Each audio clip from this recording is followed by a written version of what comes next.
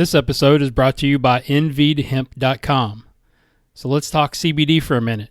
It's all over the news, and there are so many PGA Tour players using it, such as Phil Mickelson and Bubba Watson, to name a few, but there are many others, and now some top teachers, including myself, are taking advantage of this amazing product. But what is it exactly? Short for cannabidiol, CBD is a chemical compound from the cannabis plant. It's a naturally occurring substance that's used in products like oils and roll-ons to impart a feeling of relaxation and calm and to reduce inflammation as well. Now, it doesn't get you stoned, but it has many organic rejuvenating effects. One of my favorite brands is Enved. Their CBD products come in 3 varieties: Relief, Clarity, and Relax. Relief CBD products help relieve pain and those sore muscles. Clarity allows you to focus on those critical shots or whatever the task is at hand. And Relax CBD products are for those anxious golf moments or those moments in your life when you just need to take the edge off. I would not endorse any product that I didn't use personally, and I can tell you that I've been testing this stuff for over a month now, and it's a game changer. I take a drop of Relax right before bed, and it's helped me get some of the best sleep that I've had in years, which for those that know me, I'm up all the time with a busy mind, so it's really, really helped, and I feel so much better in the morning after just getting some deep REM sleep for a change. I also take a drop of the Clarity in the morning with my coffee to kind of get my day started, which is giving me an alertness and a focus that I have never experienced in my life. It's just unbelievable. I also use the roll-on for some sore muscles and joints after a run or a workout. Right now, I have an incredible offer for you. Go to nvedhemp.com and use the promo code GURU20, that's GURU and the number 20, for a 20% discount for life. You heard it right, 20% discount for life. Go check it out. I'm telling you, it's a game changer in golf and in your life. Now let's get to this week's episode. It's not what you know, it's what you can prove. You know how to cut to the core of me, Baxter. You're so wise. You're like a miniature Buddha, covered in hair. I want to become a guru so girls will like me. Then I will like myself. Now, before we do this, let's go over the ground rules. Rule number 1. No touching of the hair or face. Of course. And that's it! Now let's do this! Are you not entertained? Are you not entertained? Is this not why you are here? What's up, everybody? Welcome to another episode of the Golf Guru Show. I am Jason Sutton, and I am the Guru, where it is my mission to interview the top golf instruction minds in the business, break them down, tease out the habits, life lessons, and get them all to share all of their stories, best practices, and information that have made them great and successful. Then ultimately share it with you so we can all get better at teaching and coaching this crazy game. Make sure you download this episode and hit the purple subscribe button at the top right-hand corner of your podcast app so you don't miss any of the future shows that will be coming your way. My guest on this episode, I'm so excited, is the all-powerful Mr. James Leitz. James is the head professional at Tchefuncte Country Club in Covington, Louisiana. James is a Golf Magazine Top 100 instructor and a Golf Digest Top 100 fitter. How about that? Aside from his head pro duties, he is an instructor and a researcher first and foremost, as he has one of the foremost state-of-the-art teaching facilities with the best technology in the world. Mr. Leitz has always been one step ahead when it comes to technology and instruction ideas, which we get into in this conversation, which is why I was so excited to get him on the show as he shares his incredible story of his career and how he got to where he is today, and also his cutting-edge research with his newest toy, the Kistler 3D dual force plates powered by Smart2Move, which is incredible. If you haven't checked out his latest video on YouTube, you need to go onto YouTube and check that out right after you listen to this incredible conversation with one of the legends in the teaching business, my good friend, Mr. James Leitz. Enjoy. So before we get to the interview, I just wanted to give you a heads up.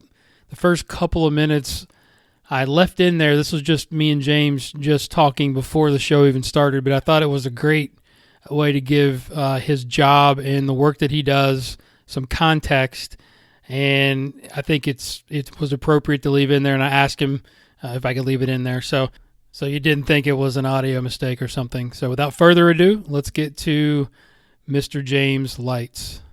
Fun in that, when we're going to reschedule, and I mean, and then I had, on top of that, I had 1, 2, 3, 4 lessons today, I guess. 4 lessons on top of all that stuff. And it's just, even though it was a kind of a dreary day, it's a busy day. Yeah. Do you think you'll ever get out of the head pro thing and just teach? Oh, yeah. I think about it every day. So, it's one of those things that it's really kind of interesting. I'm not in a hotbed of golf. There's too much to do here. Yeah. I make a good living teaching too. Don't get me wrong, and then I do spend so much time when I'm not teaching on teaching stuff. Right, for sure. I do a club fitting. It's an hour. I probably spend another 45 minutes to an hour filling that spreadsheet out. You should see the spreadsheet I got. I got everything you can imagine because I don't want to make mistakes. Because as soon as you make a mistake on an order, the guy wants to send all the clubs back. Well, that never happens to me. And the reason it doesn't is because I finished that spreadsheet and then the golfer gets it before they pull the trigger to buy the clubs. Yeah. A lot of people don't want to do that. How's that? My audio sound good? Yours sound great. Okay, perfect. Yeah, it's a little different because it doesn't come through my headphones for some reason. But I think it's just normal. All right, cool. But, you've got that, and then you've got the research side of it. I probably spent 200 hours on just looking at force plate data, not even in my studio. Yeah. In the last year. That's the way you learn it. But there was nobody to call. Who the hell am I going to call? I don't know. Sasha. And you know what? Like I said before, I like to learn the hard way. And look, I might have missed big things. They go, dude, you know what you missed? You missed this or that. And I go, okay, but then they're going to say, but you know that part really damn good because that's the vein you wound up going on. And I wound up going on 3 veins. The first vein was kind of going in P positions, P1, P2, and then I got my tour database and figured out where the pressure was at those positions. And then I realized that, wait a minute, there's a timing issue there because some guys' back swings are, 3/4 of a second. Some guys are 0.8 and so forth. So you got a guy with a short downswing. So I realized then all the P's did not sync up. So it wound up flattening the data. So the peaks of all the verticals and stuff like that were flatter than they were supposed to be because the timings were different, if that makes sense. Yeah, it definitely does. So then what I did is I went and redid all of them when I found out how to take the spreadsheets that came from the system, from the software, and then putting them into Excel and then staggering everybody's impact at the same spot exactly. And then it backed up number of frames. Then I got it to where it was synced up. Everybody was synced up. So I would just slide them back and forth until I got everybody at impact. Yeah, that's interesting because that was one of my questions was like, how do you, not just about the research, but like how do you develop a research project? You know what I mean? To make sure that you're happy with what you're getting. You know what I mean? Like that's a big part of it. Does the video actually match what's happening with the golfer, what's happening with your force plates? I think is a huge deal, right? Oh, absolutely. I mean, it's, again, I had to figure out the hard way because when I did it the other way, and I even put a post up, and of course, there's only a few people in the world that can actually contest a post, right? I mean, that's Mike Duffy was the one who said, James, my numbers are a lot higher than yours, and I said, well, it's because my data's there, and he understood that. He was one of the ones that can understand why I did what I did, and it just not many people can look at that and see why. But it was still extremely great information, even though the data was flattened a little bit. And but then I learned, and then from that I redid the whole thing. And then I went, the second time I redid it, the first time I probably spent 50 hours. The second time I spent 100 to get it where I wanted. And And, I'm still putting people in there because I've only got 12 guys with a driver, tour players. I wish I had more. Yeah, I was wondering how many I you got have 12. in your database. Yeah. I got 12. And what's interesting is there's room for doing it differently.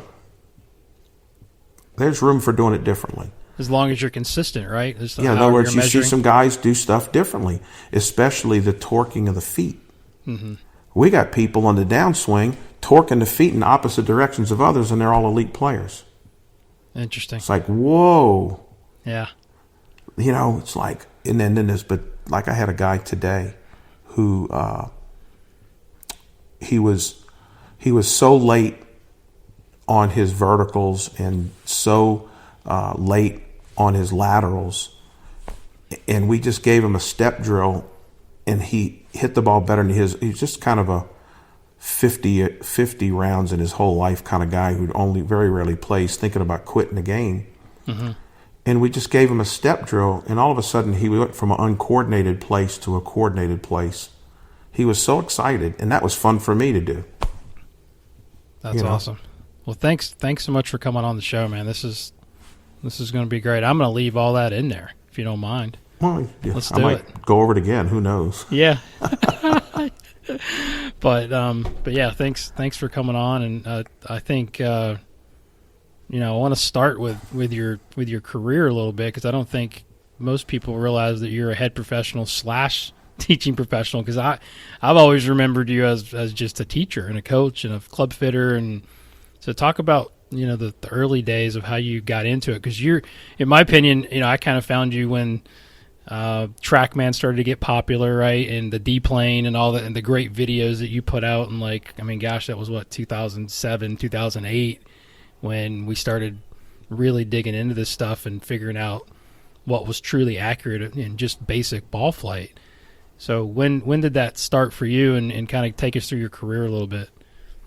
Well, for starters, I was one of 6 kids. I have 5 sisters. My dad was a mechanic. We lived in a 900 square foot house in New Orleans. And I never knew anybody who attended college or played a hole of golf growing up. It was that kind of neighborhood. Joey's dad was a welder, and Danny's dad drove a bread truck. My dad was a mechanic. It was a great place to grow up. Great sports, played all the sports as a kid. Loved football, and matter of fact, had a scholarship offer to go play high school ball at a place called John Curtis. And John Curtis in New Orleans, one of the top football programs in the country, year in, year out. And I loved football. And when I was 13 years old, my dad, who never played golf, had a set of clubs in the back of an old 58 Chevy.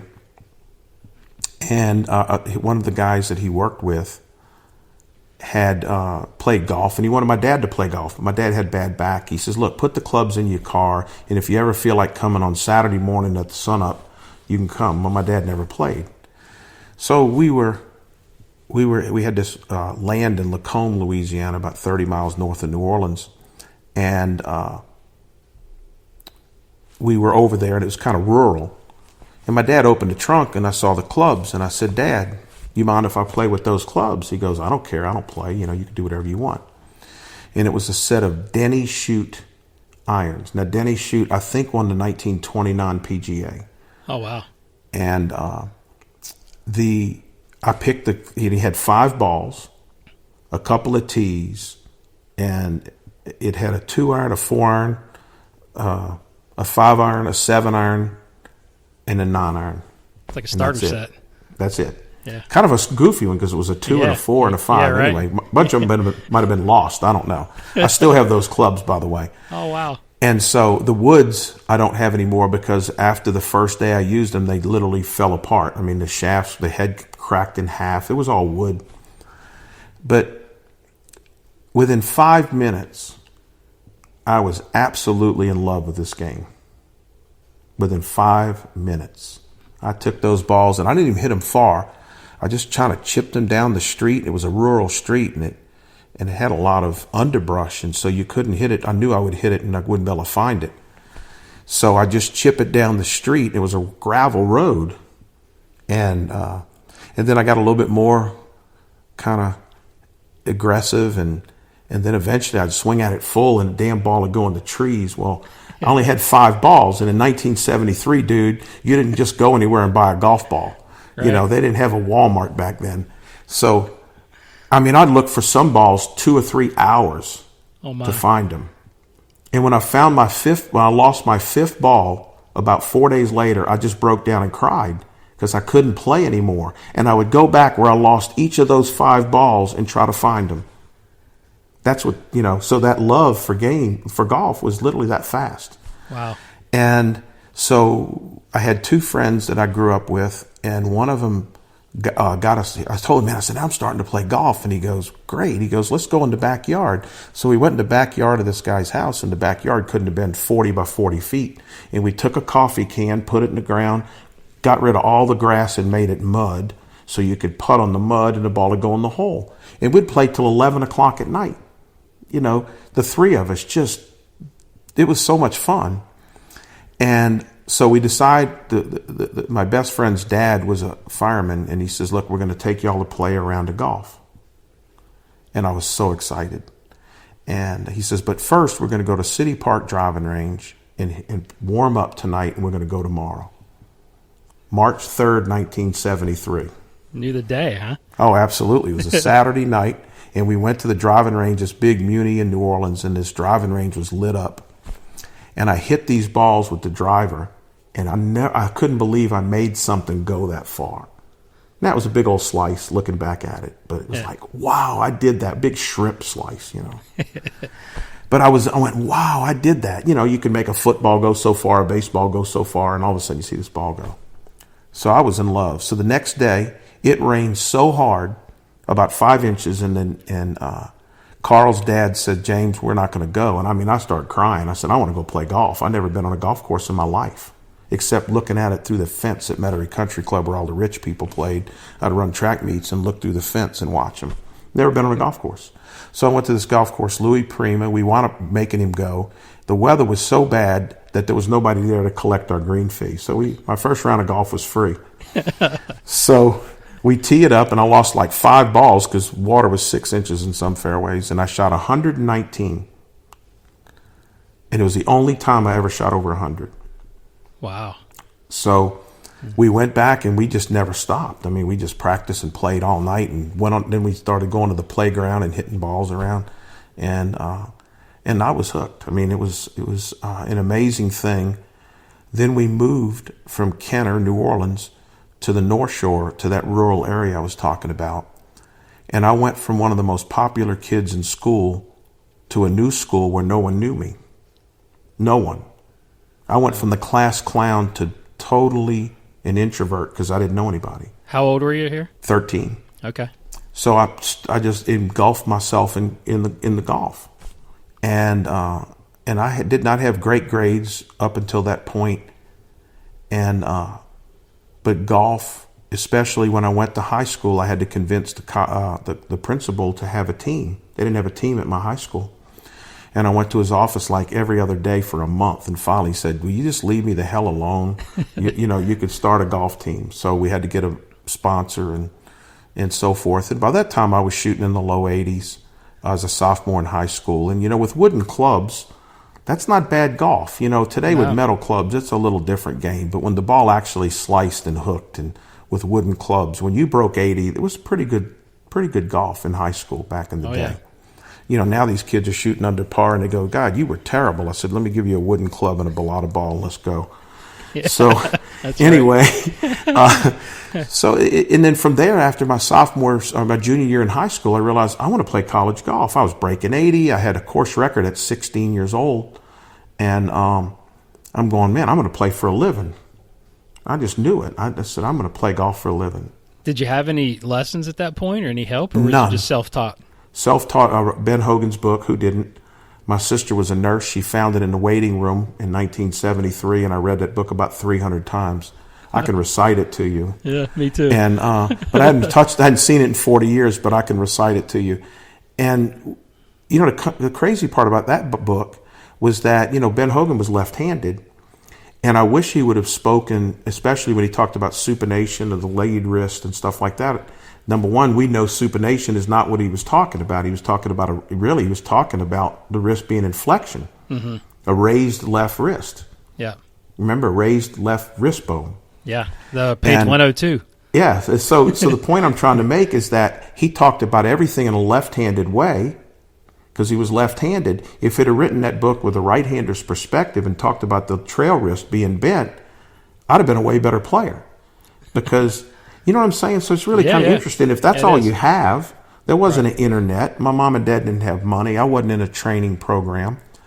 So you say, well, and as I go through my career, it's fascinated me why great players are great. I actually have a whole thing I've written, never to really be read by anybody unless I die, about why great players are great. And some of it is just by total ass chance. In other words, Jack Nicklaus wasn't taught almost anything that he did right from a geometric standpoint. Right. You know, so you just had folklore. As I say, you learned it like folklore. If somebody was good, you listened to whatever the hell they said. That was the 1970s and earlier.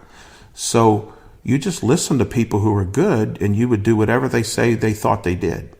And that's how we played. Well, guess what? My golf pro said you want to be square at impact with your body. My golf pro said a 3-knuckle grip was too strong. So you see what's coming? Oh, yeah. So I'm hitting 300 balls a day, trying to have my body square at impact with a weak grip. So I had a flip going, didn't even know it. Sure, had to. Flip, and dude, I could hit it over anything. Yeah. Okay? And so it was, I didn't know it. And here I was, now I was pretty good. And I stayed out of college for 1 year to get even better and save money to go to college. And I had 3 scholarship offers at Southern Miss, Louisiana Tech, and McNeese State. And McNeese State had the best team of the 3. They had just played They were Division I also, and they had just played at the National Division I Championship in May when I signed. So they had a really good team. And I wanted to go to LSU, but LSU had no interest in me, and it was very pleasing to beat LSU's ass when I was a freshman. After they passed you over. Yes. Well, not me. I didn't do it. I was on the team that beat them. Yeah. So, but anyway, so here I am in college, and I got this nice flip going. Don't even know it. And why I couldn't hit the ball far into the wind and hit it forever downwind. And I just love the game. I was in so much in my arena around golf. I mean, I knew every single player on the tour. And I caddied for a friend of mine who was a roommate who won PGA Tour School finals in 6 tour schools plus a bunch of tour events.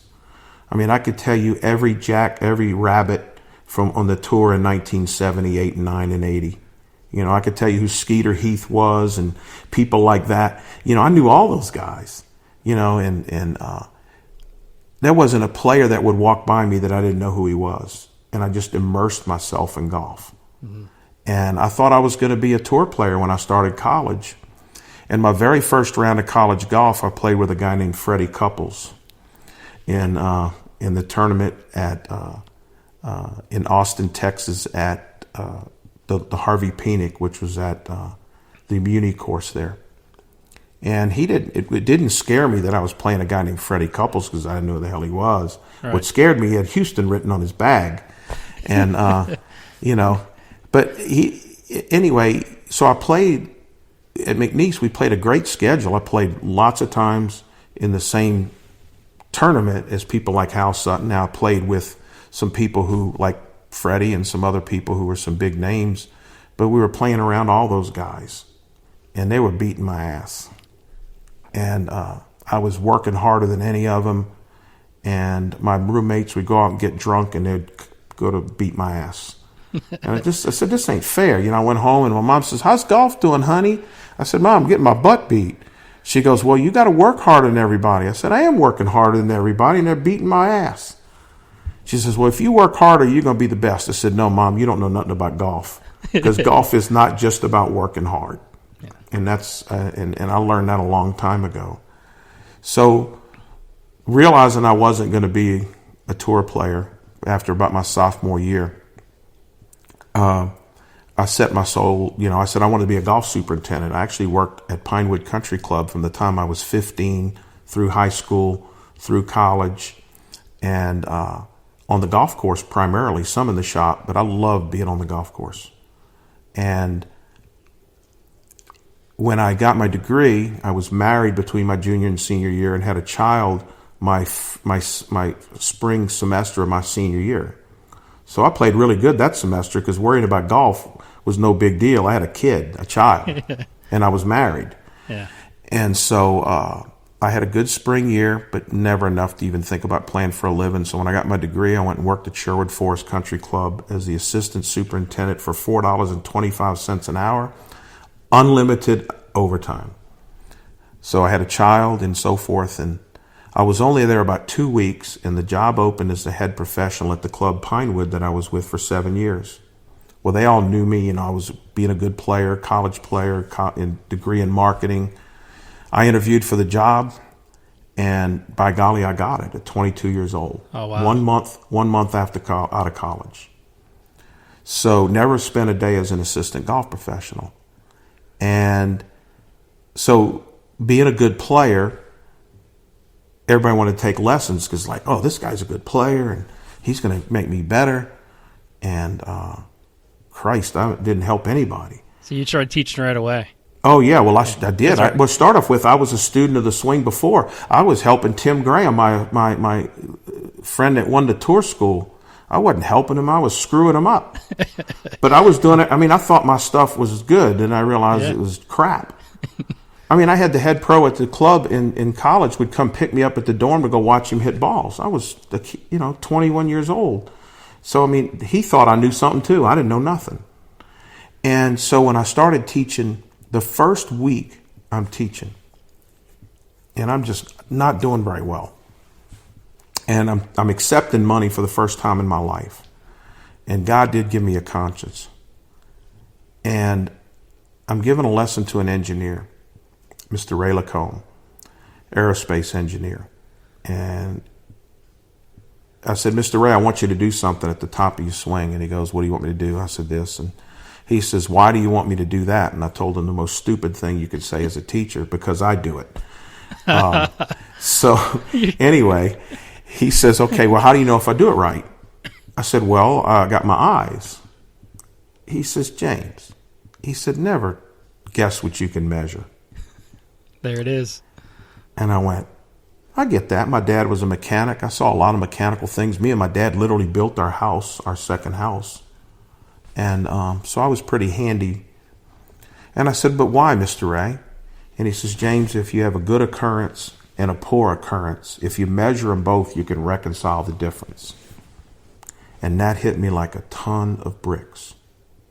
So in 1982, I go out and buy a $2,800 video camera. Now you got to realize I was only making $9,000 a year salary. I was going to say, that's a big investment. Yes. Well, my ex-wife about killed me. I tried to keep it a secret, but I couldn't after a while because I was moving money around. And so I'm going to teach with technology, right? So let me go back a couple of years. I was in college, and I missed a tournament. And I had my girlfriend take pictures of me with a still camera in front and down the line, 6 each way, because you'd come in, film used to come in packs of 12 and so forth. Mm-hmm. And I said, look, click it at different times, and we're going to do both. And it took me a week to get it back and developed, right? Because I was so pissed I missed this tournament. And so I have a picture of me face on that's in my studio, which shows me flipping the club. There's only one problem. In 1980, when I saw that picture, I didn't know that was wrong. Gotcha, yeah. So I couldn't fix what I didn't know was wrong. I saw some other things. My head was dipping. I was a dipper. So people who flip can be dippers because you can't get to the ball unless you time the flip and the dip, right? So I didn't know it was wrong. So 1982, I get this video camera. Well, who's the first person you think I'm going to video? Me. Well, I'm flipping it, and that's blurry as hell. 30 frames a second, flipping it, and I still don't know what's wrong. So you're going to teach everybody that? No, I'm not going to teach her. I don't even know that's wrong. I'm teaching all kinds of stupid things, but that wasn't one of them. So that's 1982. Well, after I had my best friend who was on the tour at the time, he was playing poorly, and I said, Tim, come to New Orleans and let me video you, and we'll see what's wrong with your swing, because he was struggling his rookie year. He happened to win the tour school in the wrong year. He won the last year that it was still Monday qualifying. If it had won the all-exempt tour, I think the guy would have played for 15 years. He was a great talent, shot 60 once in a tournament. Mm-hmm. Beat Hal Sutton with tennis shoes one time. He beat Hal Sutton in the junior, Louisiana amateur, and beat him in the Louisiana intercollegiate every time. Wow. He was an incredible player. His name was Tim Graham. So anyway, he comes in and we're videoing, and it's got audio. So, okay, that ball went left, that ball went right. Let's go inside and look at it on TV. Well, hell, I didn't know how to hook it up to the TV, and it was only 2 wires. Okay, it took me a half hour to hook the damn thing up. So we play it back, and there's only one problem. I can't tell the difference between his good shots and his bad ones from video. Oh, that went a little left, that went a little right. I said, I can't tell the difference. I didn't tell him that. Yeah, that's what you're thinking. And then I realized, I don't know what the hell I'm doing. I don't know what the hell I'm doing, and I got a tour player here asking me to help his career. It was a horrible moment. And I realized I got to learn. And between that and Mr. Ray, they were within a month of each other. So then I decided I'm going to go look at other people who teach. And that was a mistake, because they were worse than I was, which was kind of hard to do. And this is 1982. So, I mean, nobody knew anything. There was no internet. There was no nothing. All you had was Golf Digest and so forth. And I lived in New Orleans, Louisiana. I didn't live in Dallas or someplace that was a hotbed for good teachers. Did you go and look at pictures of, like, a little bit, but I didn't have any. Digest? Yes, I did. Yeah. But then again, my camera at the time still sucked. Yeah. So I could see the body, but I really couldn't tell what the club was doing. Real blurry. Yes. So in 1986, they came out with really good cameras. Sony came out with a camera that was the Handycam. Yes, 1,000 frame, 1,000 shutter speed, and 10,000 shutter speed of the shutter speed was 1,000, and it could go up to 10,000. 10,000. Well, the shutter speed could go to 1/10,000th, and the frames were only 30 a second. But they were clear as a bell. Mm-hmm. But they'd be far apart at 30 frames a second. So who's the first person on video? Me. Flip the hell out of it. Still don't know what's wrong. I'm 26 years old. I'm a head pro for 4 years, teaching, charging people. And so I said, well, I'm going to go to a tour event and video some tour players. So I go to New Orleans and go into Lakewood and outside the ropes on a practice round. And the first guy I see is some club pro from somewhere. And he hits it, and I stop it frame by frame. By the way, I wore that camera out by frame button. I'd wear one out every 4 or 5 months, and I have to get a new one. So anyway, he's lagging the club shafts behind his lead arm at impact. I went, look at the way this sumbitch does it. Yeah. I never heard of him. Let me go to somebody else. Lanny Watkins, wham. Yeah. Lee Trevino, wham. I went, oh my God. I don't do that. Now, the cart boy at your country club knows that's wrong today. Right. But I didn't, as a head golf professional with, at the time, 13 years of golf behind me in college golf. So in other words, you didn't know. There were things that you were not taught. You know, not everybody who lags the club was taught to lag the club. The ones who didn't lag it got culled. They didn't even play Division I golf. How the hell I played Division I golf, I don't know. It's like shooting free throws over the back of your head. But I worked at it hard enough to where I was pretty good, but I wasn't great. So then it was an epiphany. And so it got me even more wanting to measure. So then in 1988, 2 years later, there was a guy with one arm in Mississippi playing golf who had one arm, one leg, and the leg he had a club foot, and the one hand he had on his left arm only had 4 fingers, and he had a 5 handicap. I said, I want to go watch this guy play. I'm going to go video him. So I took my video camera, drove 3 hours to go video the guy. And first swing out the back, left arm only. His lead leg was his good leg. His trail leg was a fake leg, and his lead leg had a club foot. Lagged it beautifully. Beautiful left arm, shaft behind it, ball turf. And the only reason he was a 5 handicap, he was a shitty putter. I mean, it was amazing. Now, of course, he played wasn't very long, but it was. So what did I learn that day? What I learned that day was that what the club does trumps what the body does. That's what I learned in 1986 or 7. Wow. 1988, my buddy Rob Noel, great friend. Rob had a Golf Tech swing analyzer. You ever remember see one of those? There was a black thing that sat on the ground that had a light up above it. And when you would swing, the shadow would cover these little sensors, and it would tell you path, face, believe it or not, impact point, club head speed.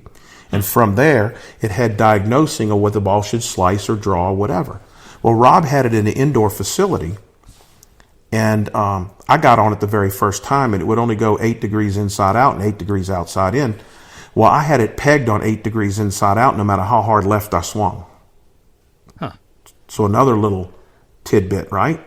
Yeah. So I played golf. Look, in the 70s, when you hooked the ball, you came over the top of it. So I thought every ball that went left, I swung left, and every ball that went right, I swung right. That's how I played college golf. And so did everybody else think the same stupid way, but they just didn't do what they thought they were doing to fix it. If that makes sense. Sure. No, absolutely.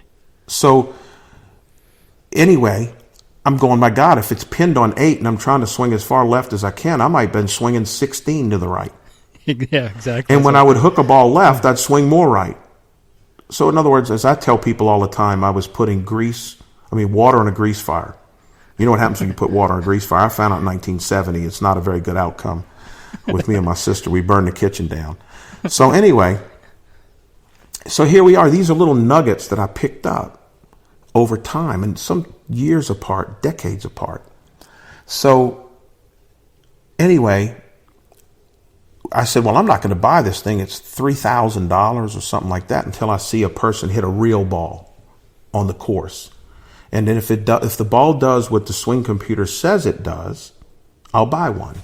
So I had to put a ladder on the first tee with an extension cord, and I put the computer at the bottom. And our very good friend Tommy Moore, bless his heart, he died at 35 years old. He was an All-American at Oklahoma State from New Orleans, was the #1 junior in the world in 1980. And he was hitting balls, and Rob was his teacher. And I'm watching him hit balls off this swing computer. And the ball said it should have drawn, and it went straight. And then the next one said the ball should have went straight, and it barely cut. And then I said, nah, this thing ain't right. The ball's not doing what it says it's supposed to do. The path and the face are saying this, and the ball's doing something else. Well, Tommy Moore hit the ball about 3/8 of an inch in the heel every swing. So the ball never got outside the size of a quarter, the whole ball mark. And I went, he hit that in the heel. That's why the ball's not doing what the machine says it. Now, we were still in Persimmon clubs at this time, right? Oh, yeah. 88, absolutely. Yeah, just about ready to switch over. Yeah, so what a nugget. That impact point can overrule the face-to-path relationship, especially with a wood.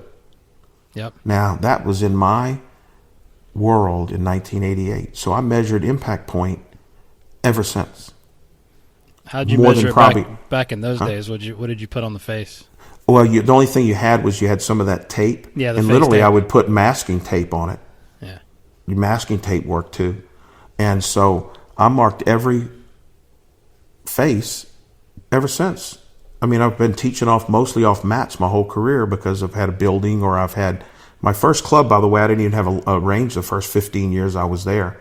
I taught it down a fairway and then hit into a net, and then would turn sideways and be able to hit down the fairway. So the golfer would hit into the net when nobody was playing the hole, would turn and he'd hit.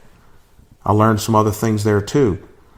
People who are into out are more into out than a live target. People are out the in are more out the in to a live target. People who hit balls, for instance, if you're fitting somebody on a lie, I got my first lie board in 1976. I was bending clubs in 1976. And Ralph Maltby was my first hero in golf other than Ben Hogan and Jack Nicklaus. Yeah. And so those were things that I was learning so long ago. And I was by myself. I wasn't in a think tank, with Golf Digest schools. So we really literally dug it out of the ground. And I learned things because I did them wrong. I learned things more in depth because I know what's wrong. And I think that that's important for the development of any teacher. So that I bought that thing. I went, oh my God, this thing's good. Not only that, it measured impact point and it was accurate. It would say 1/4 inch in the heel, 1/4 inch on the toe, 3/8 on the heel, and it was accurate. And so now all of a sudden, in 2001, I got one of the very first vectors. I think I bought the 6th or 7th one I ever bought. But the first vector was pretty damn good as a launch monitor.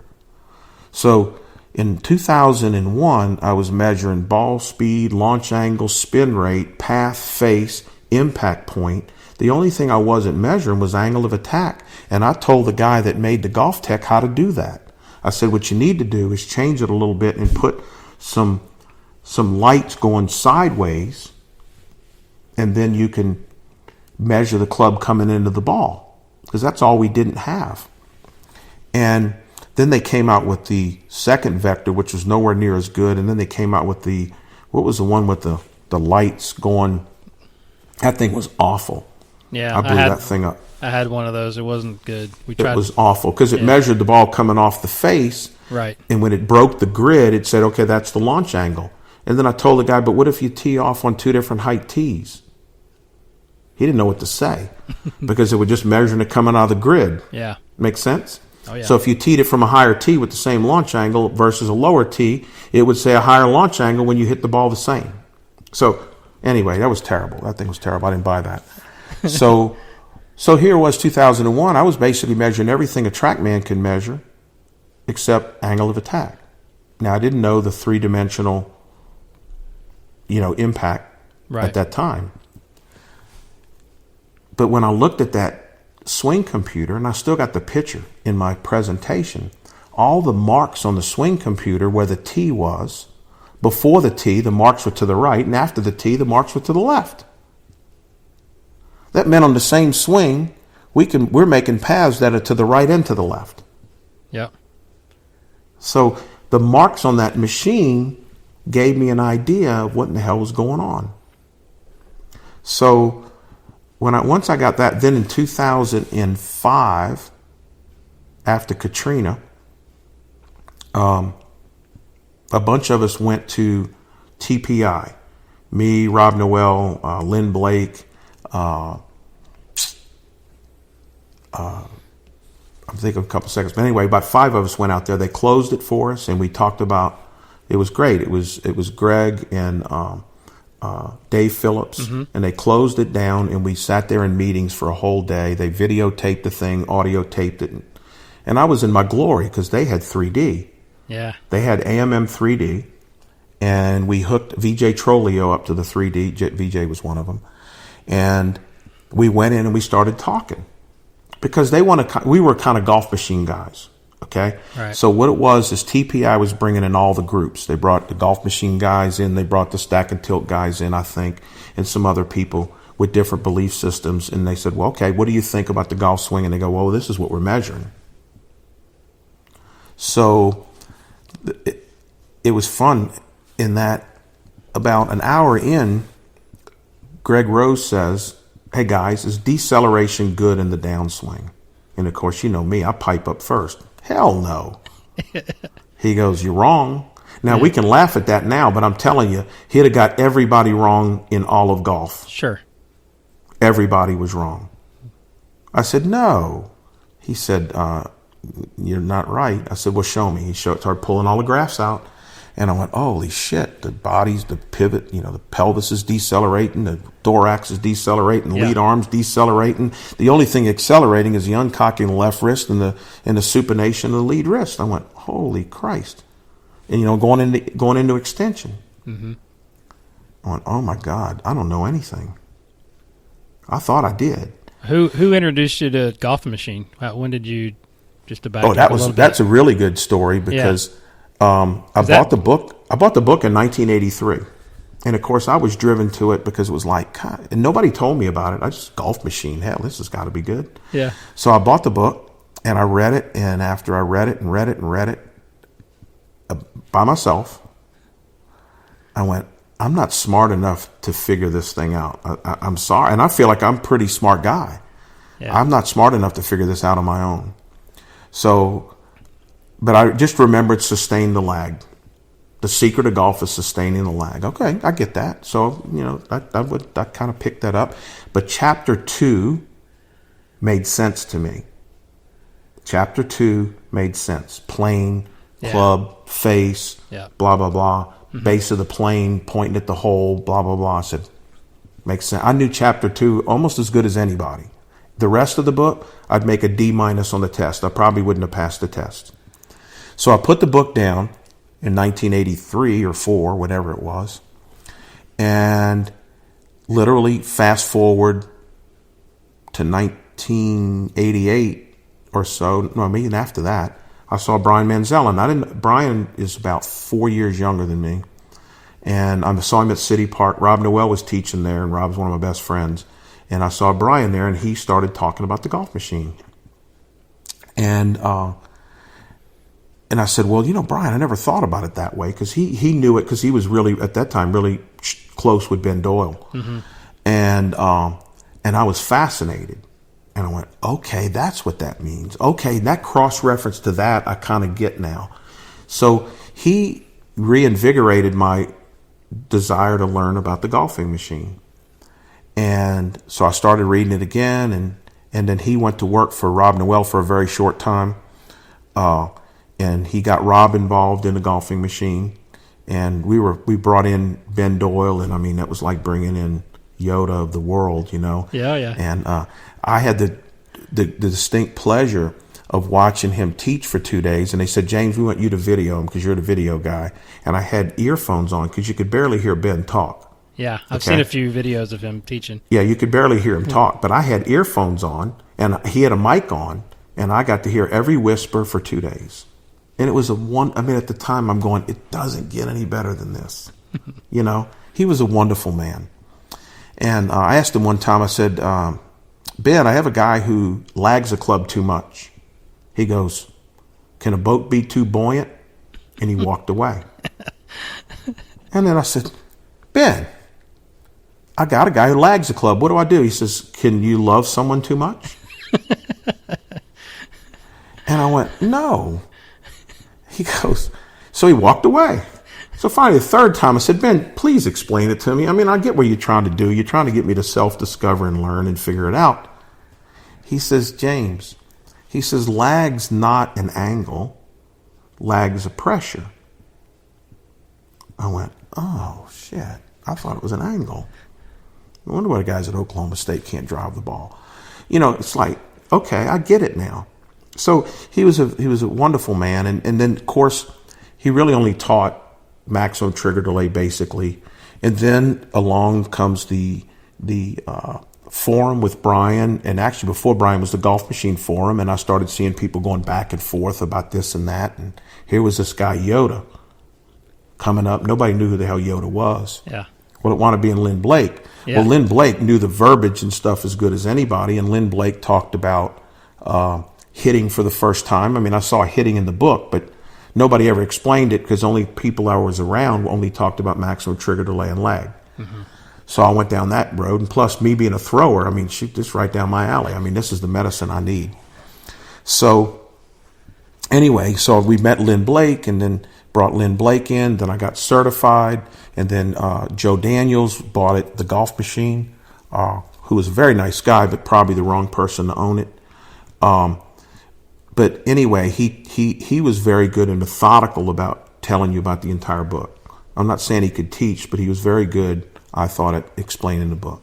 So I took all the tests and I went through the B. And then by the time I got the B and finished that up, I bought 3. I went to Titleist and I bought, and so we're going right back to Greg. Yeah, to TPI. Greg Rose, Yeah. Greg Rose and Dave Phillips. So that is when the first time I looked at flexion and extension and lead wrist.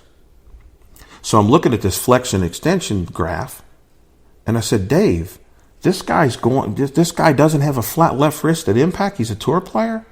He goes, no, the lead wrist is going into extension at impact. I said, no way. I said, no freaking way. You're telling me he's decelerating? How much is one of these things? He said, $40,000. I said, look, I don't have it sitting in a drawer, but I got to get one of these things. So I bought one.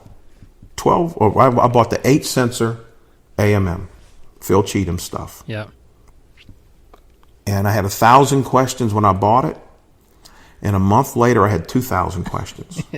Yeah, I bet. But what I learned was all this stuff about the wrist that I didn't know before. Again, this going back 2006. I didn't have a TrackMan yet.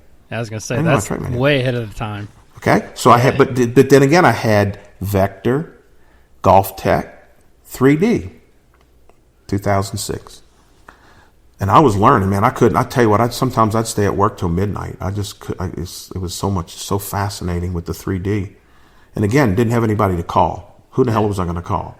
I don't think Dave Phillips would have answered my call. He's too busy. At what point were you convinced that, that the real ball flight laws existed? Like, when was that flip? Because I know. Well, when you think about it, when you really think about it, they weren't that far off. Yeah, you were getting face numbers though, right? So you knew the ball started pretty close to the face. Yeah. Well, by that time, by the way, I was very fortunate as a club fitter to speak at the 1994 Coaching and Teaching Summit. I was 34 years old, but as a club fitter, that's kind of like no fun. But what we were tasked to do, me and Drew Pearson. You ever heard of Drew Pearson? Oh yeah, absolutely. Wonderful guy. Yep. Dear friend. He and I spoke together, and what they wanted us to do, that was at the height of the Henry Griffiths era. Mm-hmm. Where Henry Griffiths guys thought they could cure cancer with a club, and then the teaching guys didn't even know anything about the club. So we had to kind of bridge that gap, because in a way they were fighting against each other a little bit. Yep. So he and I talked about bridging fitting with teaching. That was our talk in front of the whole thing. It was really cool. I was nervous as hell.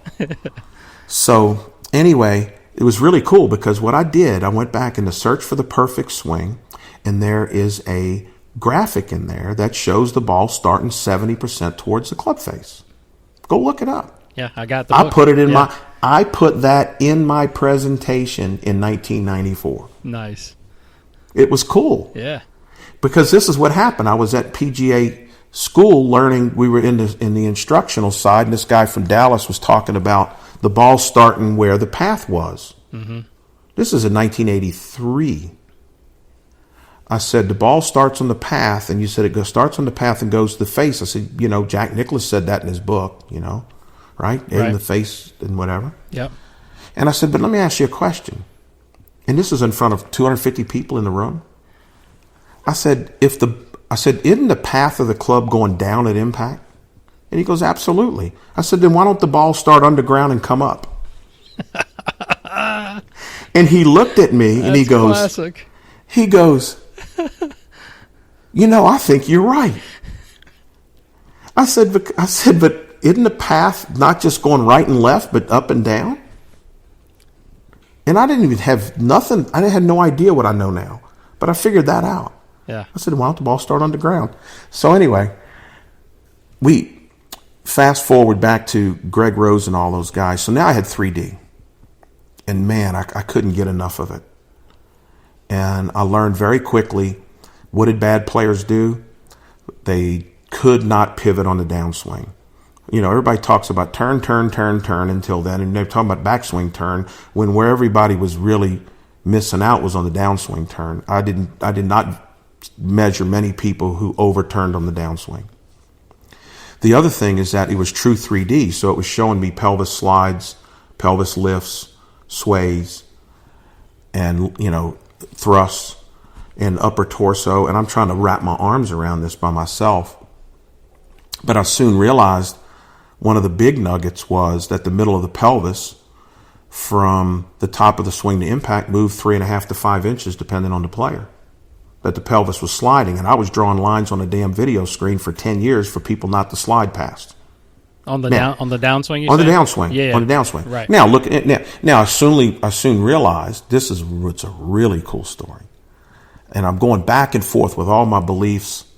And at the time, MIT came out with this summit. It was called Better Golf Through Technology. And I wanted to buy one of these vests that they had developed. And they also developed something at MIT called it's stuck on the end of the grip. And I'm forgetting the name of it. But it measured a lot of stuff with how the club moved. And it was on the end of the grip. And it was 3D, true 3D tracking. And then they had a bodysuit that was just the upper vest and a pelvis that showed the tilts and turns of the body. Well, I'd already had 3D, so that was no big deal. But the eye club, it was called the eye club. So I had this eye club thing, and they were showing you face and all kinds of path things. And my first question was, how in the hell they're measuring path to what? To how they measure and target. So I call them up, and this MIT guy talks to me on the phone. And after about 2 minutes, he goes, "You got to ask the guy who invented this. I can't answer that question." So I wound up talking to this guy who was the head of the sports innovation department at MIT. He's the guy who developed the eye club and the body vest that they had, which is really the K-vest type. There was two of them at that time. So K-vest stuck and the other one didn't. So we started talking on the phone about 2 minutes, and he stops me and he goes, "You've asked me more good questions than my whole advisory class, for advisory staff." Because I told him, I said, where you determine a square club face? He goes, "Well, wherever the club face starts." I said, "Well, one of my really good friends, Brian Watts, starts with the club face about 20 degrees open. He's won $9 million playing golf. So I don't think that's a good starting point." I said, "Why don't you lay the club on the ground, hit some kind of button that orientates it, and then comes back," because the thing's stuck on the grip, "and come back and say, now that's the path, and now we could do all that." He goes, "What a great idea." So he says, "Hey, if I gave you one of these things, would you come and speak at MIT about it?" And I went, "Sure." I never took physics. Okay. So they had this thing, and next year, and there was a bunch of people. The first year, there's 400 people there easily. And I wound up doing it on chapter 2 of the golfing machine and a little bit about the eye club. And I got up there, and I was nervous. It was the last time I was ever nervous speaking. And a bunch of people in there, CEO of Callaway at the time, and Titleist, and I think Uline was there, and a bunch of golf pros and a bunch of academic people. And I got up there, and I was nervous as hell.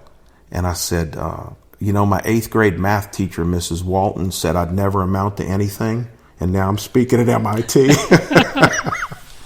And it brought the walls down. That's and great. then I was very relaxed after that. But what a great moment in my life. I got pictures of it, and I had a $500 memoriam check, and I gave it to my dad. All the crap I gave him all my years in school. I said, "Here, Dad, here's a $500 check from MIT." That's great. So he just laughed it off. So again, this is stuff that you pick up over years, and it's just a passion. The second year I spoke at MIT, I had the 3D. And this is what I did. I had all this data of all these players, and then we had the data from Titleist. But then I said, when I'm going to help players, how do I know what to add or subtract to make the club move different? I always said from 1988, I want to know what the club does. The body's just hanging off of it. Mm-hmm. Look at the putting, claw, cross hand, whatever. It's still what the club does. Now, if those other things make the club move better, I'm in. Okay? If thinking of red elephants with pink spots makes you do the right geometry of club delivery, I'm in. Because look at Bubba Watson, dumb as a damn stump. 2 green jackets. So he don't know nothing, but he pays homage to geometry as good as anybody, right? So anyway, I said, well, how am I going to do this? I want to talk about how to change club delivery with changing body movements. So Kelly Gibson on the PGA Tour at the time, one of the best ball strikers at the time on the tour. I brought Kelly in, and I said, Kelly, this is what I want you to do. I'm going to suit you up, and I want you to hit a straight shot, a draw, a fade, high, low, and hard, and not change grip, ball position, or backswing. Go. Took him 9 balls to hit those 6. That's it. That's how good he was. Unhooked him and spent a month in the data.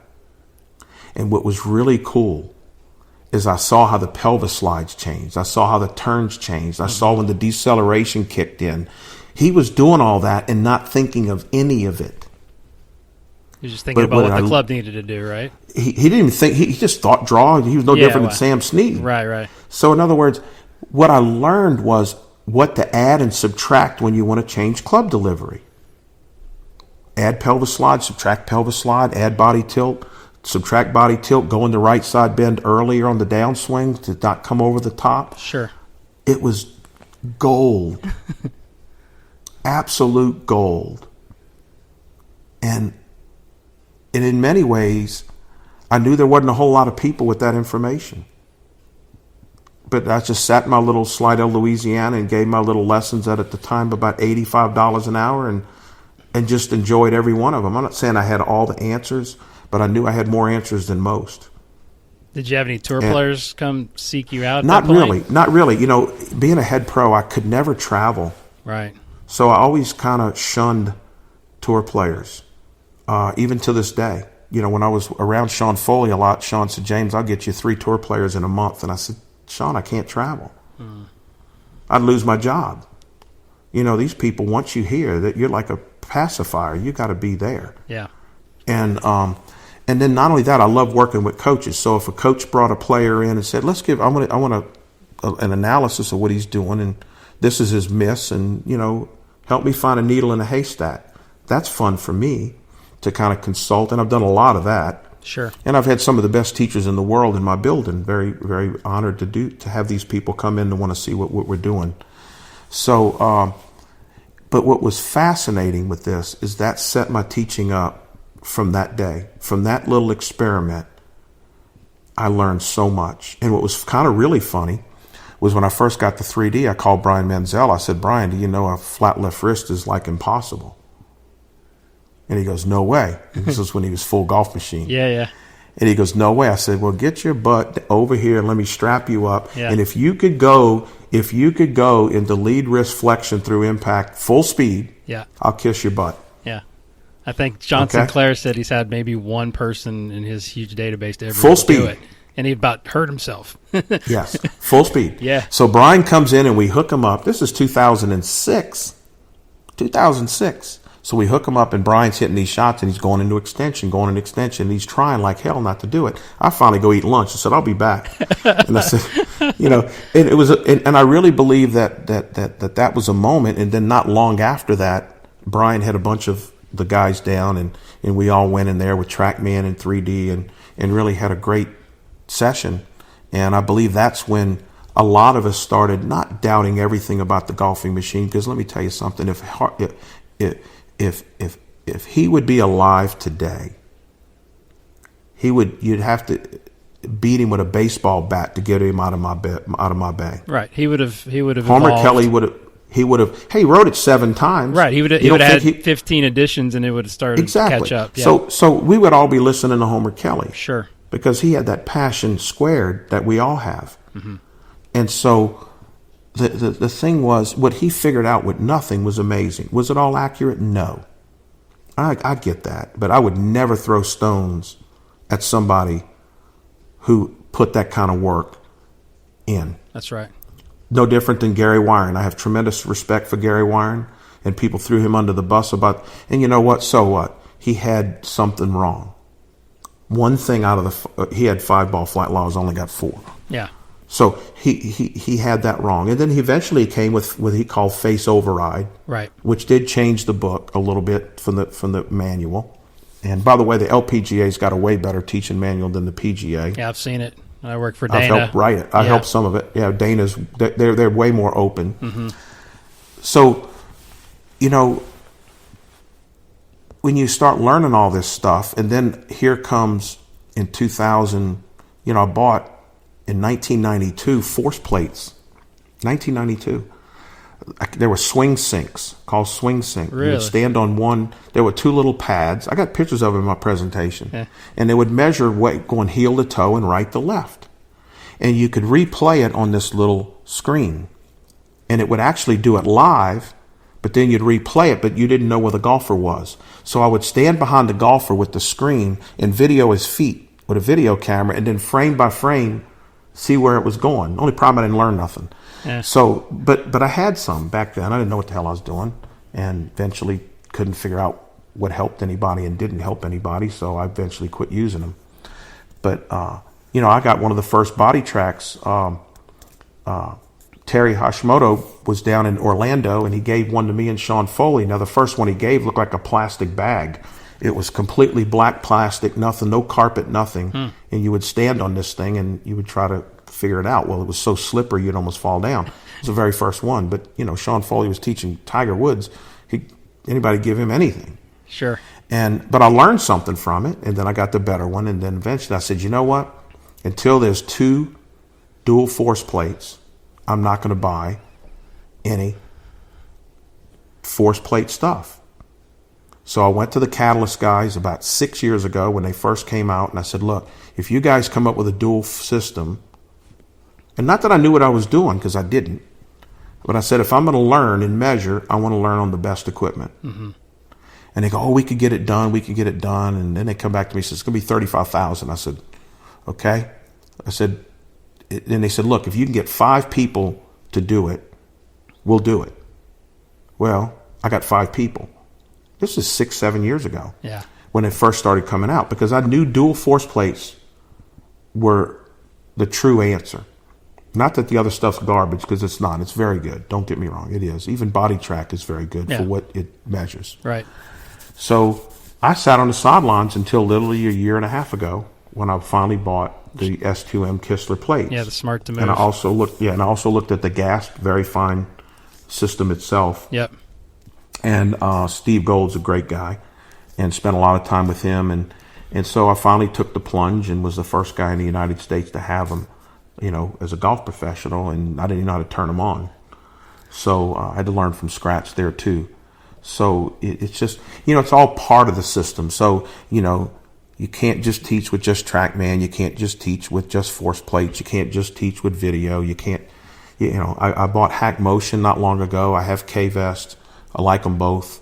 They both have limitations, but they're way better than nothing. How are you using Hack Motion? Do you use the biofeedback or? I do. Yeah, Matter of fact, what I do. I do use Hack Motion, and I really liked. And what really brought me to that is, I'd had AMM, I'd have Gears. I bought Gears in 2014.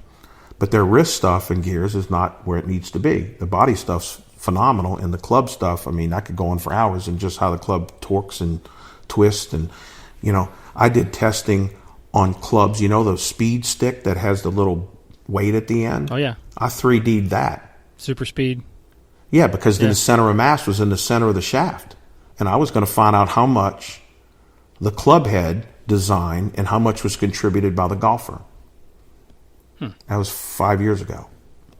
Okay, so in other words, how did that thing twist and turn around versus a club head? So anyway, so Gears, that's one of the main reasons I bought Gears, is because I felt like, start off with, it was truly measuring face. TrackMan's not.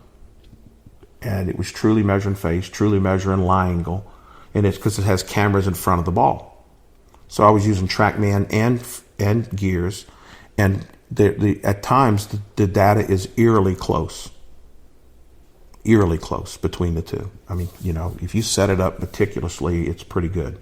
Makes you feel good when you got $75,000 sitting in the room and they both talking the same language. Yeah. It's like, well, if they were if one was apples and one's oranges, you'd wonder which one you made a mistake on. Right. If not both. Yeah. So the technology, I use it with everybody. I don't just use it with good players. I use it with everybody. I just don't say much to people once I measure them. I don't have to tell them what I'm measuring. I had major surgery in February. I have an abdominal aortic aneurysm, and they cut me open, and it's the size of a garden hose, about 6 inches long, into both my femoral arteries. The guy didn't go into detail what the hell he did. He just says, I'm going to put 2 incisions in, I'm going to put this stent in, and, you're going to be in the emergency room. It's ICU for a couple days. And that's worth my life. And he barely told me 2 sentences. Wow.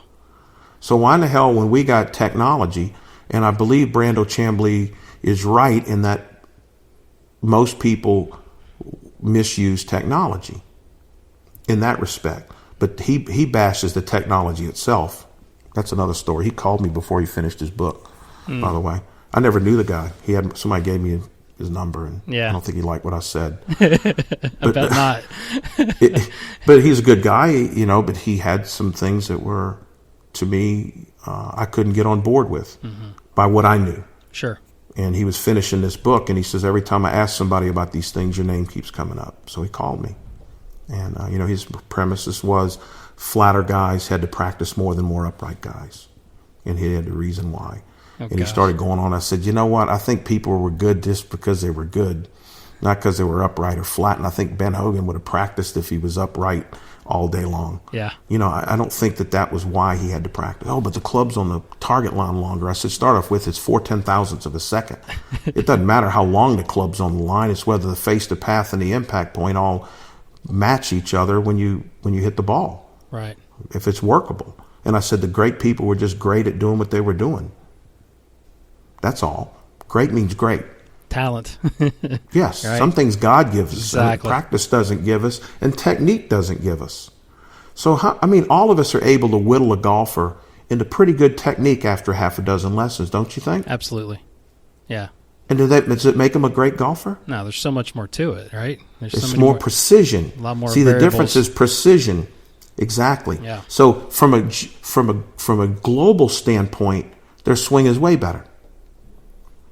But what separates great players from not so great players is precision within those parameters and the ability to repeat it under varying conditions when the pressure's on. Do you think that can be taught at all, or is that something you think is just, like you said, God-given? You can make it better, innate? but let me tell you what, you can't make a thoroughbred out of a donkey. Okay? You can make him the best donkey he can be. I'm a donkey. Okay? Admitted donkey. And I'm going to just be the best donkey I could be. But they're thoroughbreds. Brooks Koepka is a thoroughbred. Those guys are thoroughbreds. Now, they're thoroughbreds that don't play golf. That doesn't mean to start playing golf that they're going to be world class. Because you got to have world class geometry along with world class ability. Sure. And that's where it really gets interesting, because you say, well, Bubba Watson didn't take any lessons growing up. Look how good he is. His geometry's pretty good. How he puts a club on the ball. I mean, people trying to copy a whole lot what he does, but he puts a club on the ball as good as anybody, right? Sure. So in the end, that's what it is. But, I could tell you if a player's not going to play the tour within 2 minutes. I can't tell you if he's going to play the tour. He's got to have 2 things. Enough speed to play at the level he's competing at, and a non-roaming impact point. If his impact point roams, he better go sell insurance, play in the amateur. So just center contact is No, a big indicator for a you. roaming impact point. I didn't say center contact. Okay, gotcha. It could be the same every time. Heel or toe. You've got it could players. Exactly. I had Yeah. a guy the other day that was 2 inches, an inch and a half on the toe and low. Hit it every time. I just made some adjustments, and boy, he had magic. So you right? think they can adapt quicker you can get them to the center quicker because of that ability? I want non-roaming. Yeah. Okay. I tell people, I want sameness before quality. Okay. It's easier to fix something that's not roaming than something that's roaming, because you're always one fix behind the roaming. Gotcha. Yeah, it's kind of like a one-way miss is easier than a two-way miss. So there's a lot of Potential, cases. Absolutely. Yeah. So I tell people I educate on occurrences, but I only change on patterns. I'll educate every occurrence. This is why that ball did that. What do you want me to do different? Nothing. Because we could chalk it up to variance potentially, but we see a pattern, we make a change. I think that's huge. That's a nugget I like that. every young instructor should listen to. Yep. Because it's an amazing thing. I have all kinds of Jamesisms. One is golf is mean. There's only one thing meaner and more unpredictable in golf. What is it, Jason? Meaner and more unpredictable? Yeah. Oh, God. Come on, say it. It could be anything. I'm not going to. I can't It's do it. women, Jason. Come on. You're going to get me in trouble. Yeah, you're going to get us all in trouble. But it's true. I get it. Golf is mean. Yeah. I start off with that. Golf is mean. Number 2, golf is terrible at partial credit. It's terrible at partial credit. So have you ever seen my thing with the 10-step math problem? I think I've seen a video that you did. Or Okay, golf's like So golf's like a 10-step math problem. Right. If you got 5 steps wrong, you got the wrong answer. Yeah. What if you fix one of the wrong steps perfectly? What do you still have? Still got a problem. Wrong answer. What if you fix 2 of the wrong steps? Wrong answer. Yeah. 3. Welcome to golf. Yeah. So you don't get paid until you got them all. Golf is, so once the instructor understands that and the student understands that, they're both patient with each other. But see, a student comes to you with 5 things wrong. You fix one. He doesn't hit it any better. He thinks you suck as an instructor. Right. Yeah.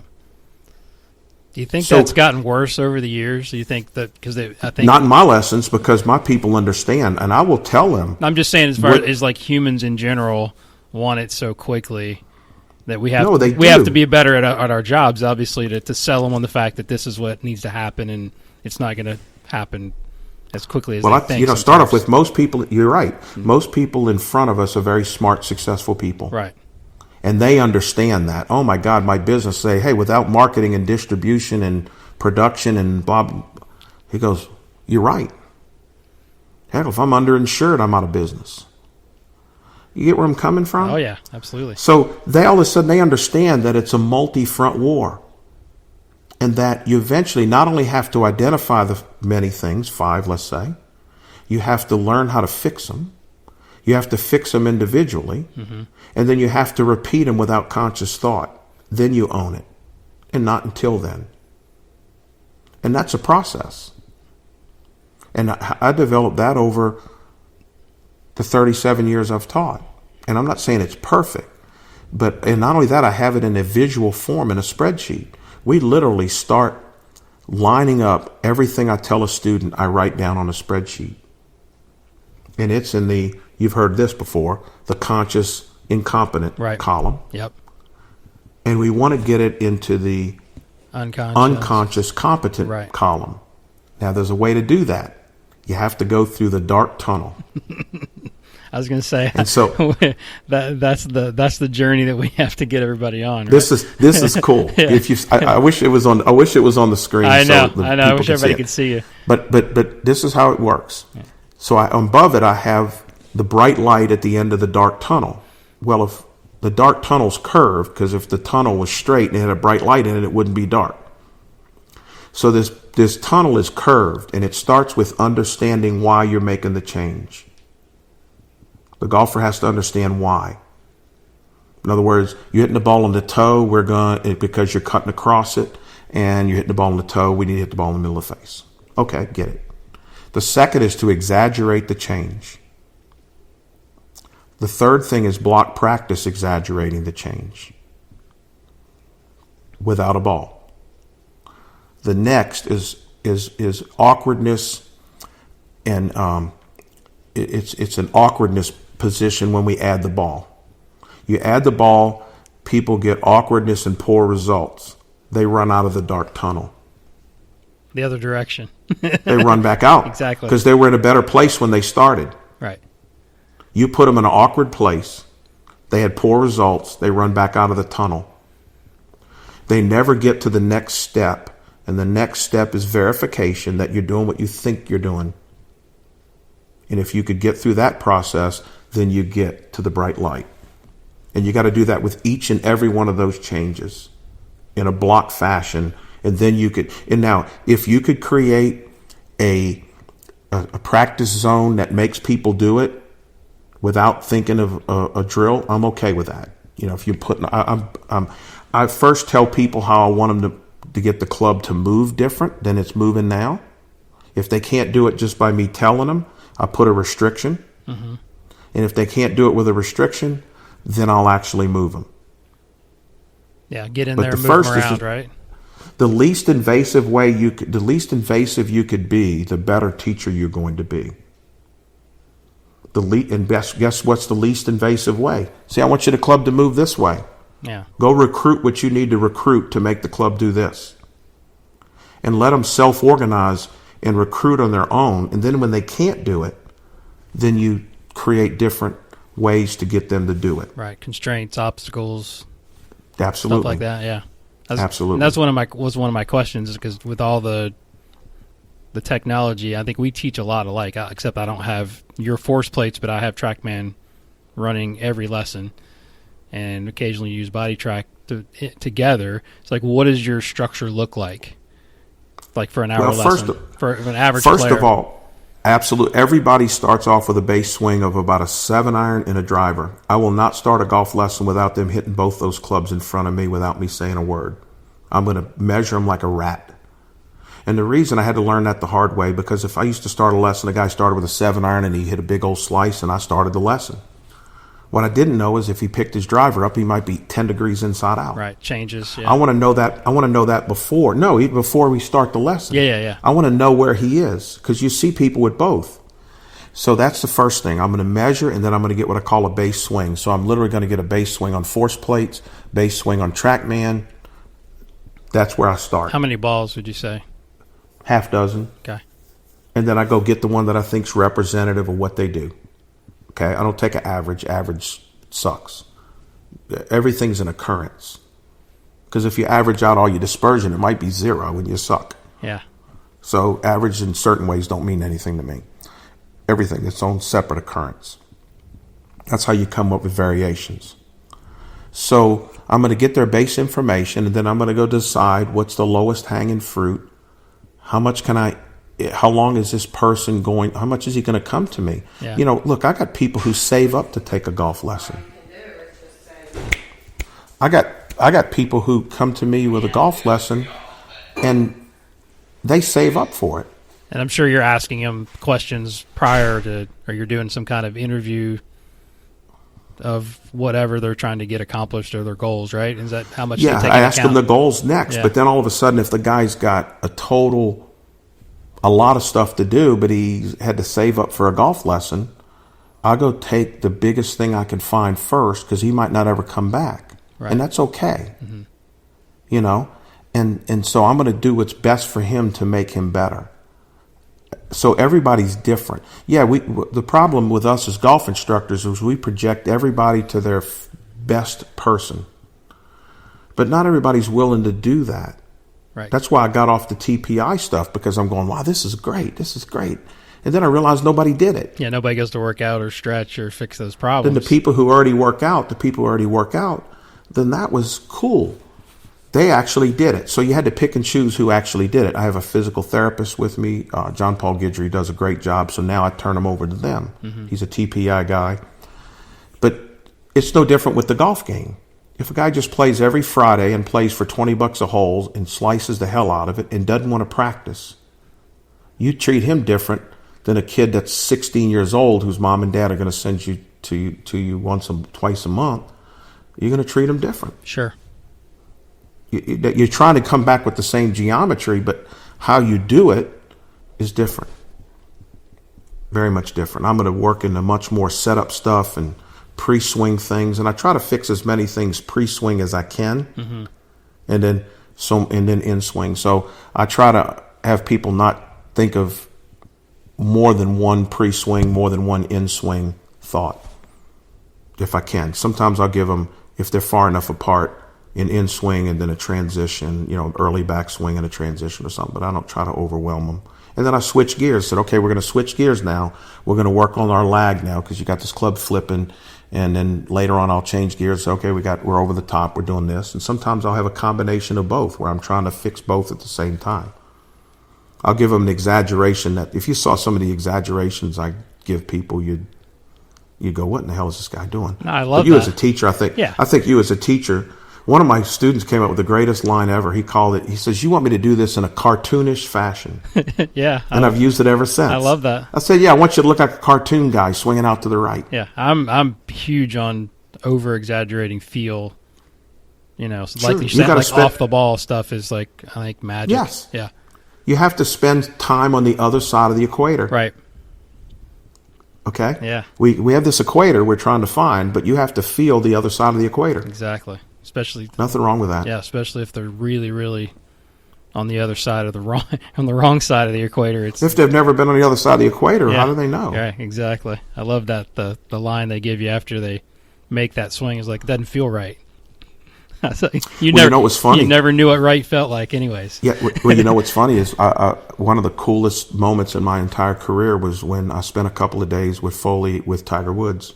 Oh wow! And it was at the PGA in 2011, and Foley was so great. He really was to me, very nice to me. And he says, "Why don't you walk?" Start with, I was walking with Justin Rose and Hunter Mahan for 9 holes, and he said, "Look, Tiger will be here in a couple of minutes," and I figured that was my cue. You know, hey, vamoose. That's French for get out of here. So anyway. And I said, "Okay, man, I had a great time, blah, blah, blah." He said, no, why don't you walk around with us? And I went, whoa, this is getting interesting. Yeah. So we walked to the tee, range tee, and of course Tiger's coming up, and it sounds like cattle coming, you know. And Tiger gets up on the practice range tee, and I walk back away. I'm not getting anywhere near him. And Sean meets him, and he starts warming up. And because before this point, you got to realize Sean had reached out to me about 4 months earlier with the stuff on TrackMan, a D-plane and all that. And he, you know, we went back and forth many, many times.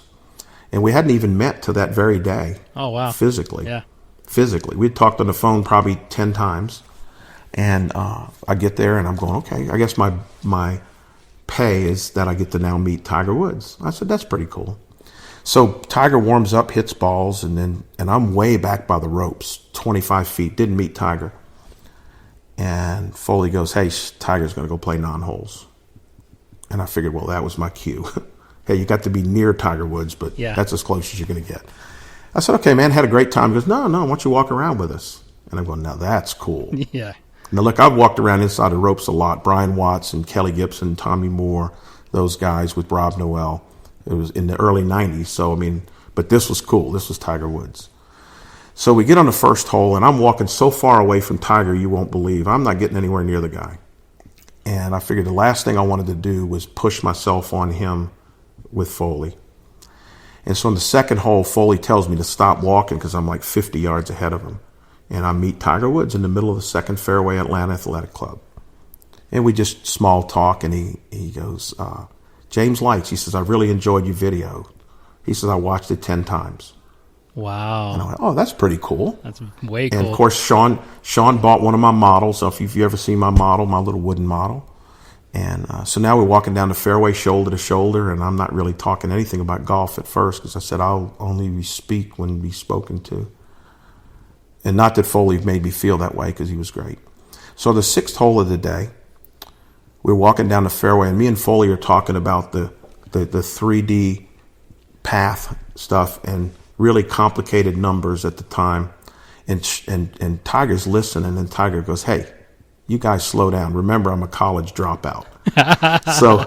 so I start laughing, and so we get to the next hole, and Tiger turns around to Sean, and he says, "I can't cut my stinger."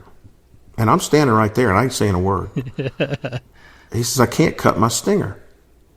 And, of course, Foley knew the answer to that question. Why can't I cut my stinger?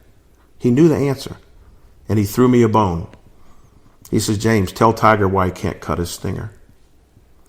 And I chuckled inside, and I said, "I'm fixing to tell Ted Williams how to hit a fastball."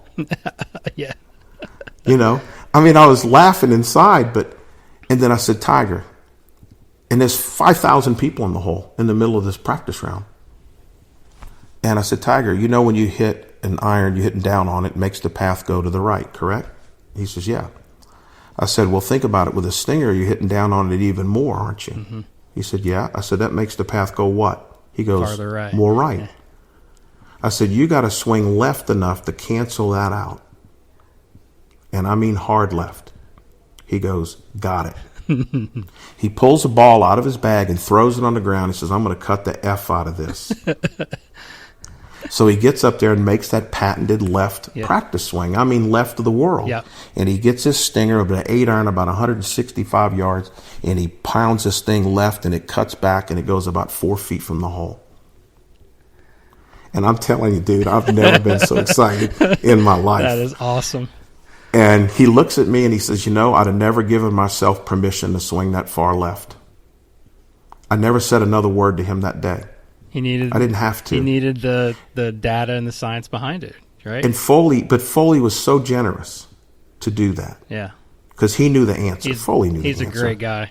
He really is. I mean, to give her to the end. It was incredible. He really is, and he's a great friend who I don't get to see as much as I used to, because he was the one who got me involved with Core Golf Academy down in Orlando. Mm-hmm. I wound up teaching the staff there. We taught the Russian national team together. Really some cool stuff. I mean, what a blessed journey. That's awesome, man. I mean, That's so cool. I still get excited to go to work in the morning. Aside from the members yelling at you occasionally. Yeah, and I can handle them. I mean, I'm good at that. I'm an old salty guy now. I mean, I was always the young guy in the world. Young guy, and I'm the one with the most computers, and I'm the oldest guy in the room.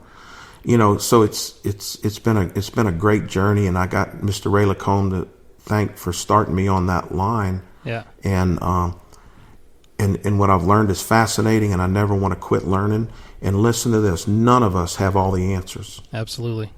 That's none of us. Amen. None of us. We're all still trying to put our 1,000-piece puzzle together, and we all don't have the same pieces snapped in. And we start snapping them in all the time, and sometimes, like I said, we learn these things decades apart. And I just love when people bring their players in. I'm talking about coaches. Yeah. Come into my studio, which I believe is technology-wise as good as there is, and learn. And I'd love to have you come. And I'd love to do seminars, but I just don't want them to get contentious. Right.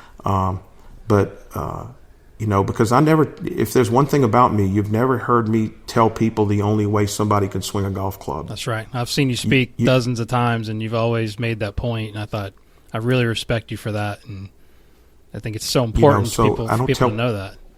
I don't tell people how to teach. Right. I will tell them how I want the club to move different. Sure. Now, you want to come up with your own way of doing that. And what's interesting on all the forces and torques, which is fascinating stuff. Going back 25 years ago, I built a little thing called Brassman. And think of this. It was an inclined plane. It was actually the model I have now that you've seen. Uh-huh. Think of an inclined plane with popsicle sticks as the arms and the shoulders with pins in them and a club. Okay? Yeah. So the club would move up and down this plane, okay? And the popsicle sticks, the right arm would bend and straighten, and the left arm never did. And then the arms would also bend in relation to the shoulders. So think of pins in the shoulders, pin in the right elbow, no pin in the left arm, and then the club. And what I did is I videotaped this. I can't find the damn videotape. But what I did is I put a piece of string on the left shoulder, and I would pull the string down plane, and the club would lag. And then when I would let the club just fall on its own, this was the fascinating part. When I let the club fall on its own in a lagging position from the top, halfway down, the club head started catching up, and by the time the club head got to the ball, the hands were going backwards. Because when the club head was accelerating, the grip was going the other way. The Alpha Torque boys would love that. And this is called, I'm telling you, anybody who is around me I'm just telling you, on its own, it's a jackknife. I tell people all the time, golf is a controlled jackknife. Yep. And I wanted to get into your force plate stuff, if you don't mind. No, not at all. The video, and I recommend everybody to go check out your YouTube video that you did, which was fantastic on the dual 3D force plates. But talk a little bit about what you found that your good players, because you have, I guess, a small database, but still, I think it's enough to like definitely see some differences in the good players versus the average players and what they were doing. Well, for starters, it's individual foot contribution. That's why I waited so long. So you're plotting both the laterals, laterals, the rotationals, and the verticals of each individual foot and of the system. And a bunch of things I've learned. Number one is the golf swing starts before the club moves. Okay, before the club moves back, the ground is already being used. The other thing I've learned is that everything that's done above the ground doesn't necessarily go into the ground. You watch a backhoe dig dirt. Mm-hmm. So when the arm's moving around, you watch the tires. The reason I did this because I did a lot of it, putting in drainage on the golf course. And when you would jerk that arm, it would make those tires rub back and forth and they would sink. So if you did it slowly, they wouldn't sink. This is stuff so everything you do in your body will not show up in the ground. So if you put your hands together in front of you like prayer position and push against each other, that doesn't show up in the ground. But if you push one harder than the other, it will. Okay. Okay. So that's the first thing. When people say, oh, everything's the ground. No, it's not. Because you've got your mass that's also taking part of this force when you're trying to swing your arms. Why did Chris Como's body rotate the opposite way when his arms swung forward? It's because his body was the counterbalance of his arms swinging forward, and it was torquing the other way. Right. So to get the club to go forward, his body was going the opposite way. So if I can remember all just off the top of my head, so the swing starts before the club starts back. Right. Good players go laterally towards the target very early, literally before P2. They start going laterally towards the hole, their net force of both of their feet before P2. Okay? Go left early. Thirdly, is that some people, this is the really cool thing. The right foot or trail foot's pushing targetward the whole time in the backswing and starting on the downswing. The lead foot is pushing away from the target harder than the trail foot's pushing towards the target. And that's why you've got the force going away from the target early, because the left foot's the dominant one. How about that one? Yeah, that's different than what we thought for sure. Dude. Yeah. I'm looking at this, I'm going, no, that's got to be this guy, the next guy, next guy. So, but then when the left foot, I call it, changes its mind from pushing away the body away from the target, then it changes its mind and then starts pulling the body towards the target, or just gives up the ghost. Mm-hmm. Then the right foot is what, trail foot's what's pushing you targetward. And now some people use their lead foot to help pull them towards the target. They're pushing away from the target, they're pulling them towards the target, and before the club even gets to impact, way before, but early in the downswing, now they're pushing away again. So the lead foot is pushing away, pulling towards, pushing away before you ever hit the ball. Yeah, especially with driver, I saw in your video, they're pushing up and back. Oh, yeah. Then it's the up and back. JT. We're not even talking about the verticals yet. Yeah, right. Yeah. We're only talking about the laterals. Right. So away for the target, pulling towards and away. Boom, boom, boom. So I'm creating a cadence for that movement. Boom, boom, boom. So all of a sudden you got to know, oh, that's what the foot does? Well, if the foot has to do that, the body has to kind of do it and self-organize around that too. Mm-hmm. Make sense? Yeah. It's kind of like running downhill. You start running faster because you got to. So that's the other thing. Then the other thing was the de-weighting. Yeah, that's what I wanted to hear about, is that part. The de-weighting, the average tour player database I have goes to about 72% of their body mass, and they're fully de-weighted pretty close to the top or ever so slightly after. It's like P4.5, right? Or P4.1. Yeah, 4.1. Because literally, so the laterals peak. Yes.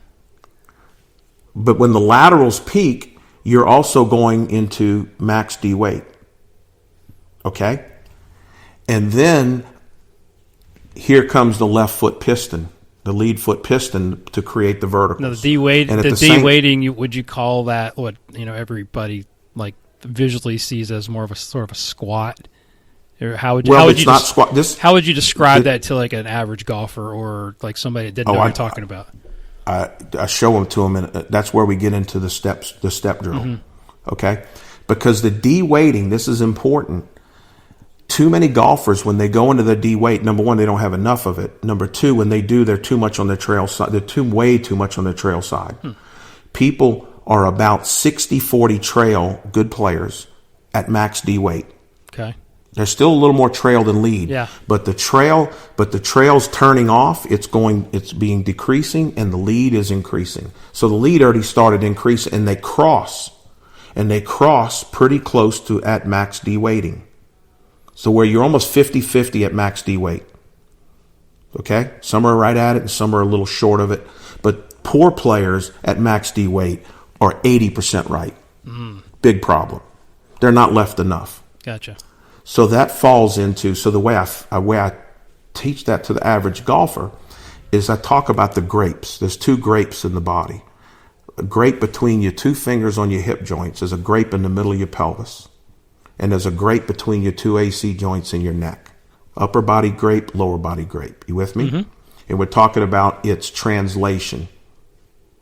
So if it's 0, you know, we've seen it in 3D that in the transition, especially with an iron, the upper grape can actually get in front of the lower grape.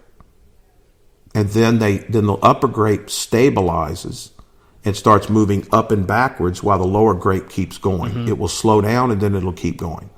Okay? Gotcha. Drivers and by the way, drivers and irons are different. You load the ground different drivers and irons. Different. And so what you learn is that people were not left enough early enough. So what I teach is a step drill. And the way I teach it is the way I do it is I have a person do a step drill. So set up to the ball normally, put your lead foot next to your trail. Now I want you to hit this full speed and you could step whenever you want. I won't tell them when to step. Okay. And 90% of the people will step late. Some will step when the club starts down. So after I teach them to do that correctly, and boy, they get better, more coordinated. So you get them stepping about probably P3, right? As soon as the club starts back. Yeah, exactly. 2 and 3 are you have them going forward. No, as soon as the club starts back. Yeah. Okay. Okay. So they're stepping that early, and they're getting left. And some of these uncoordinated people have never been left when they hit a ball in their whole life. I had a guy today that did it, and he was so excited because all of a sudden now he felt coordinated. So then what I do is I say, okay, you see, here's your two grapes in your pelvis, in the middle of your pelvis, in the middle of your upper torso. Now I want you to concentrate what those two things are doing while you're stepping. They're translating left to the hole. So as soon as they step, they feel that lateral motion of the upper and the lower going together. This is especially important with an iron, a ball off the ground, I should say. Sure. And then they feel that translation. As soon as the club goes back, they're feeling that early stabilization and then translation towards the target with both upper and lower. And then they also, by their flexing of their left leg, they're de-weighting their left leg, their lead leg. So where's the pressure going? It's going to the right. So the pressure goes into the right foot, not because we're translating to the right, but because we're de-weighting the lead side. So if you stand up, this is a cool drill. If you stand up normally and quickly flex your lead leg, your pelvis and your upper body should go targetward. Now, what people will do it wrong is before they lift their leg or flex it, they'll translate away from the target and balance on their trail leg and then lift their lead leg. No. I want you to lift your lead leg and fall into the left lead leg. Right. Fall into it. Yeah, I like that. So what is that? I call it going downhill. Like you get the pelvis tilting. Yes. Yeah. Yes. But it's that translation, and they feel it in the step drill. So when do you talk about rotation then? Like if you get, I mean, obviously you're talking probably about more people that don't shift enough and probably cut across. That's the laterals. Okay. So the rotationals, as we well know, is going to come from the forward and backward scissor motion of the feet. Okay. And while this lateral work is being done, this rotational at transition, when the club goes back and starts down, when the club starts changing direction, I measure the vertical torque of the system. And bad players are notoriously bad at already torquing the ground when the club changes direction. Tour players are about 55% of their body mass, or excuse me, 55 kilograms per Newton meters per kilogram, Right. excuse me. 55 Newton meters per kilogram at transition. Average players, when the club changes direction, are barely even torquing the ground. With the trail leg going away from the ball and the lead foot pushing the other way. It's easy to fix. You know how you do it? This is a drill I learned from Dave Phillips.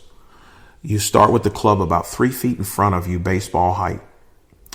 And you want to lead the backswing with the pelvis turning and lead the downswing with the pelvis turning the other direction. And you change direction of the pelvis before the club reaches the top of the backswing. Okay. And you could put them on the force plates and get an immediate improvement. What if So from what the if ro- they have, just playing devil's advocate a little bit, what if they have trouble separating the shoulders and the pelvis? And then they start swinging Well, across it? obviously limitations are limitations. Yeah. And, I'm not, in our lesson, I'm not going to fix that from a guy. But I'm going to tell you what, I could get a guy left earlier. I could get a guy separating better. Mm-hmm. Again, make the donkey the best donkey he could be. Gotcha. So what is our priority? We're trying to bottom out in front of the ball. Right. Low We're point. trying to have a path, have a face, and an impact point. That's the ultimate goal. I never even talked about that, the 4 laws. Sure. Speed, path, face, and impact point. That's the only laws. Everything else in golf's optional. Everything. So that's how we'd work on the rotational. So a lot of guys have said, no, you don't want to teach a guy who's not rotative naturally to rotate. And I don't give up that easy. Right. Because I've made progress with people. Now, I haven't even made myself a rotating mofo because I don't rotate at all. Got run over by an 18-wheeler in 05. So I can't, you could put a gun to my head and I won't rotate. But I rotate better now than I did. Okay? Mm-hmm. So, because to me, if you're going to deliver a leaning shaft with lag, with the ball off the ground, which to me is damn near imperative. Mm-hmm. I'm not talking about handle dragging. Right. But I don't see anybody on tour with a shaft leaning backwards off the ground. Sorry. Yeah. You know anybody? Nope. I don't. So bottom line is you've got these people who are terribly under-rotated. It's because at transition, they're not going the other direction already. Now, a guy over the top, he doesn't have enough pelvis slide. He might have plenty of rotation, and he's over the top. So you keep his rotation and then work on his pelvis slide and get the club to drop to, a little more right all those side kind bend. of things. Yeah. Exactly. Yep. Right side bend velocity is what I call it. Okay. So you put a club across their shoulders. You get a guy over the top. Put a club across their shoulders. Go to the top of the backswing with the club across their shoulders and say, see on that back wall? Imagine there's a laser pointing against that wall, and I want you to draw that line to the baseboard as fast as you can into transition, down. And they're going into right side bend velocity. That's what I learned in the 3D stuff I did at MIT. That's what changed. When a person wanted to get inside, more pelvis slide, more right side bend velocity to start the downswing. You can get a guy that's over the top for 40 years into out 8 degrees in 5 minutes. They'll be drop kicking it before you know it. Isn't this fun? I think this is fun. Absolutely. And so, you with the force plates, the other thing is on that rotative side, the good players are already rotated, have already reversed that rotation with their feet before impact. So again, think about this. The trail foot's pushing, sliding away like Greg Norman. Mm-hmm. Okay? The lead foot's pushing towards the ball. And before impact, the lead foot's done change direction for most players that are good. The lead foot now, at impact, is moving away from the ball. It's pushing away from the ball. Right. So what is that doing to the system? It's slowing the rotation down. What is the upper body trying to catch up with the pelvis doing? It's slowing it down. See, that's part of the jackknife. So the jackknife, and not only and then the verticals. So the verticals are pushing. See, the thing with 3D that I learned in 2006 was that the upper body, the upper torso was moving up and backwards for a driver.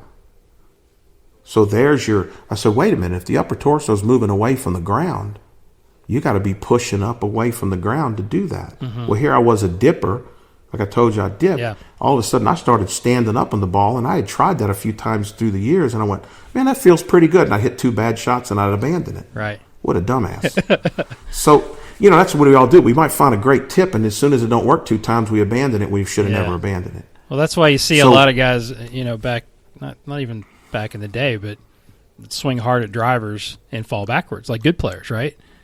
I mean, like Mickelson used to do it all the time, and he'd hit it hard. He would always kind of fall off balance backwards. And he was like, why didn't he finish in balance? I'm like, well, he doesn't need to make the club do what he wants it to do. The faster you want the club to move, the more you won't finish there. Exactly. You're going to fall. You're going to, look at baseball players. Yeah.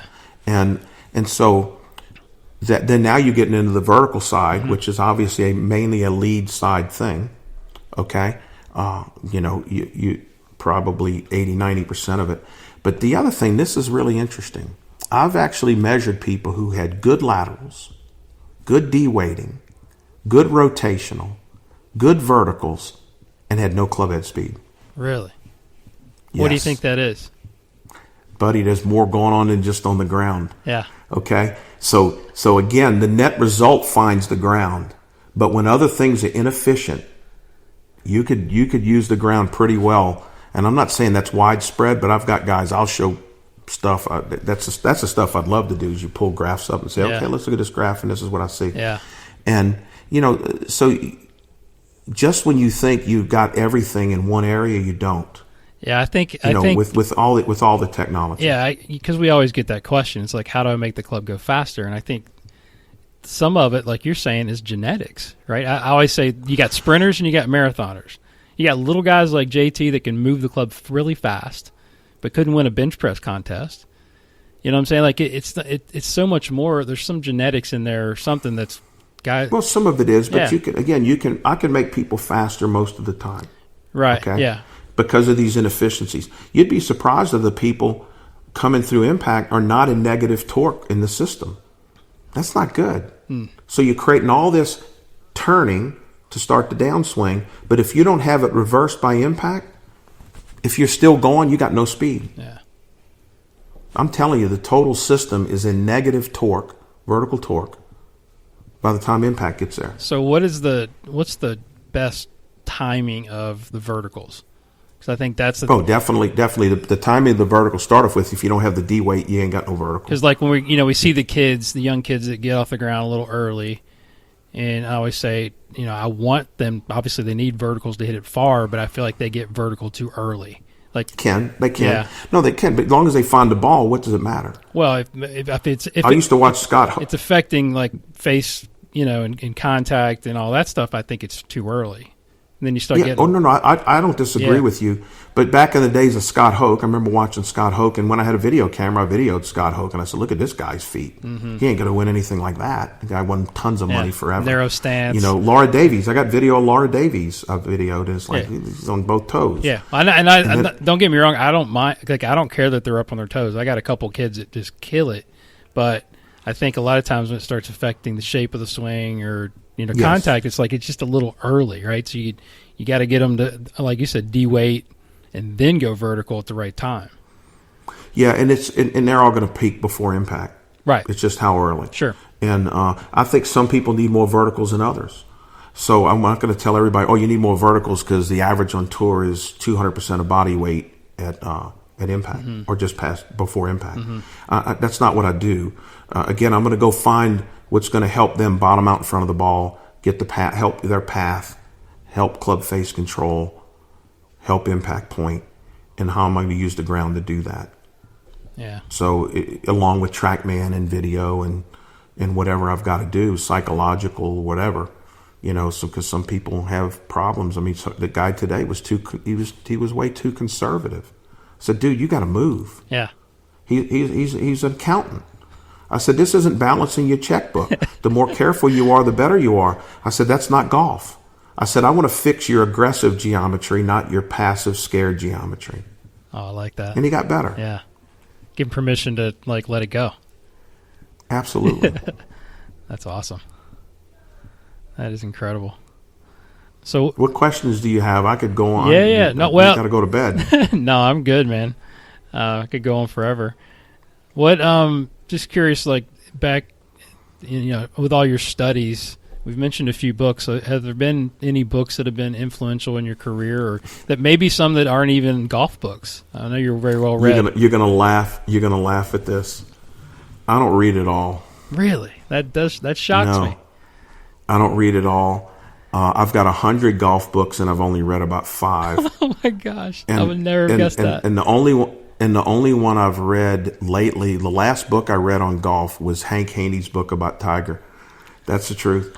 I don't read any instruction books. I never have, and not that I really want to know what's in them, but it takes too much time. Yeah, I hear you. And so I read a lot when I was young. Now, don't get me wrong, because that's all you had. Yeah. But once I started measuring on myself, I said, it's not that I can't learn from anybody, because I can, but it's like, I don't know. I just don't read. Because, like, for instance, one guy came up to me and said, what you're doing it sounds a lot like Jim Hardy. You're adding and subtracting. I said, I've never read anything he's done. And he said, no, that's exactly what he said. I said, well, you know what? Two people fighting something for long enough should come back to the same conclusion, right? That's right. Especially if they're doing it with science. That was, Martin Hall came up to me and he says, I never met Martin Hall in my life. And he came up to me and he says, we're brothers of a different mother. He says, I can't believe how similar what you're saying is to what I'm doing. Sure. And I said, if we're trying science, we should get closer together. And I think in many ways, our profession is getting closer together. I know there's some riffraffs stuff going on, and I'm saddened by that. But I think in many ways we're all going, yeah. I mean, the club going out means more down means the pass going to the right. Mm-hmm. Everybody's got that. Nobody fights that. Yeah. So we've come a long way. I mean, I've seen fist fights over interlocking versus overlapping grip in the 1990 coaching summit. Sure. I mean, so we've come a long way. Yeah, definitely. So I know you've got a young man working for you. Like, what advice are you giving young coaches that ask you, like, how to get better? What path would you take? What things would you give them to do? Are you a big believer in shadowing or? Yeah, start off with, yes.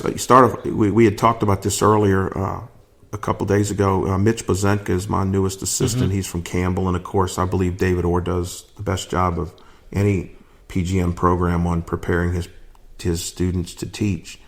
And so he came to me with pretty good background, and he had the passion. He has the passion.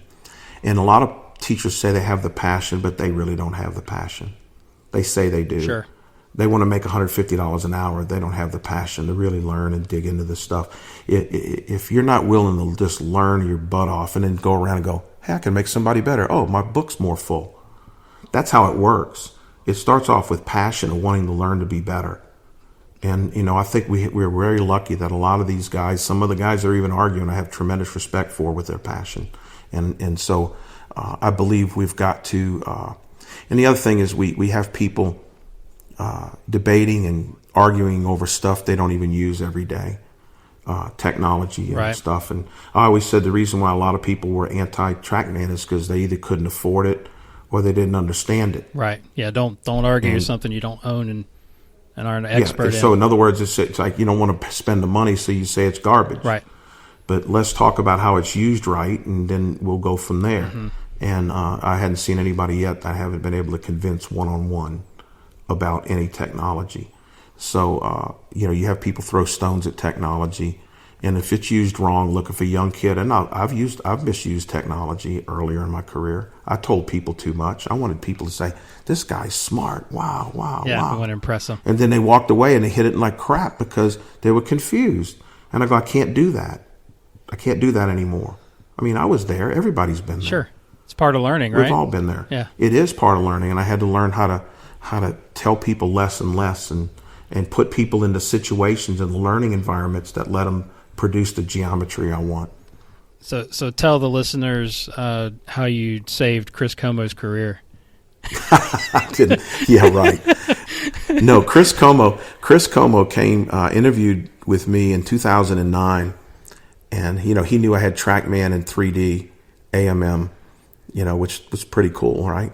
So he wanted to learn, and, nobody, he's up there with anybody with passion. And he spent the night at my house, and we talked for a whole day. And I said, I'm not going to hire you. And he said, why not? I said, because you don't need to be collecting green fees in Slidell, Louisiana. I said, your knowledge base is so good already. He'd been with Mac and just passionate guy. I said, you need to go back to Dallas, buy you a TrackMan, and find a nice club. And I said, in 2 years, you're going to own Dallas.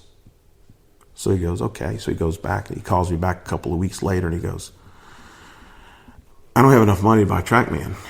I said, do you have a house, car? He says, yeah, I have a car. I said, well, sell it. Get a TrackMan, ride a bike to work. I don't give a damn how you get to work. Take a bus. He goes, you're serious, aren't you? I said, you're damn right I'm serious. So I think he made enough money gambling. But, yeah, he was a good poker player for a while. And, but there again, he had the passion. Just like with David Orr, when I had I had two 3D systems. What an idiot I am. I had two 3D AMM systems, one a 8 sensor and a 12 sensor. And I had one set up for putting with Rob Neal, and I had the other one set up for full swing. And after about 2 or 3 months with both, I said, I'm not even using this thing. I said, I got to put this thing in the hands of somebody with passion. And I put it in a box, and I sent it to David Orr, not even expecting to get paid. But I said, this guy's going to do magic with this equipment. And he did. And he got with Doc Neal, and they both made magic. Mm-hmm. And, his information arguably from a biomechanical standpoint is as good as any in the world. So I love doing that, giving people that have the passion. I don't have the passion for putting. What you do is amazing to me. Yeah, and I love it. My passion is full swing. Yeah. I want to see that ball spin and fly and curve. Yeah. And keep it from curving. Yeah, that's right. Curving in the right direction.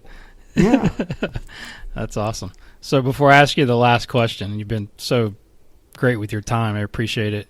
Anything that I haven't asked you that you want to discuss or want to share with the other coaches out there?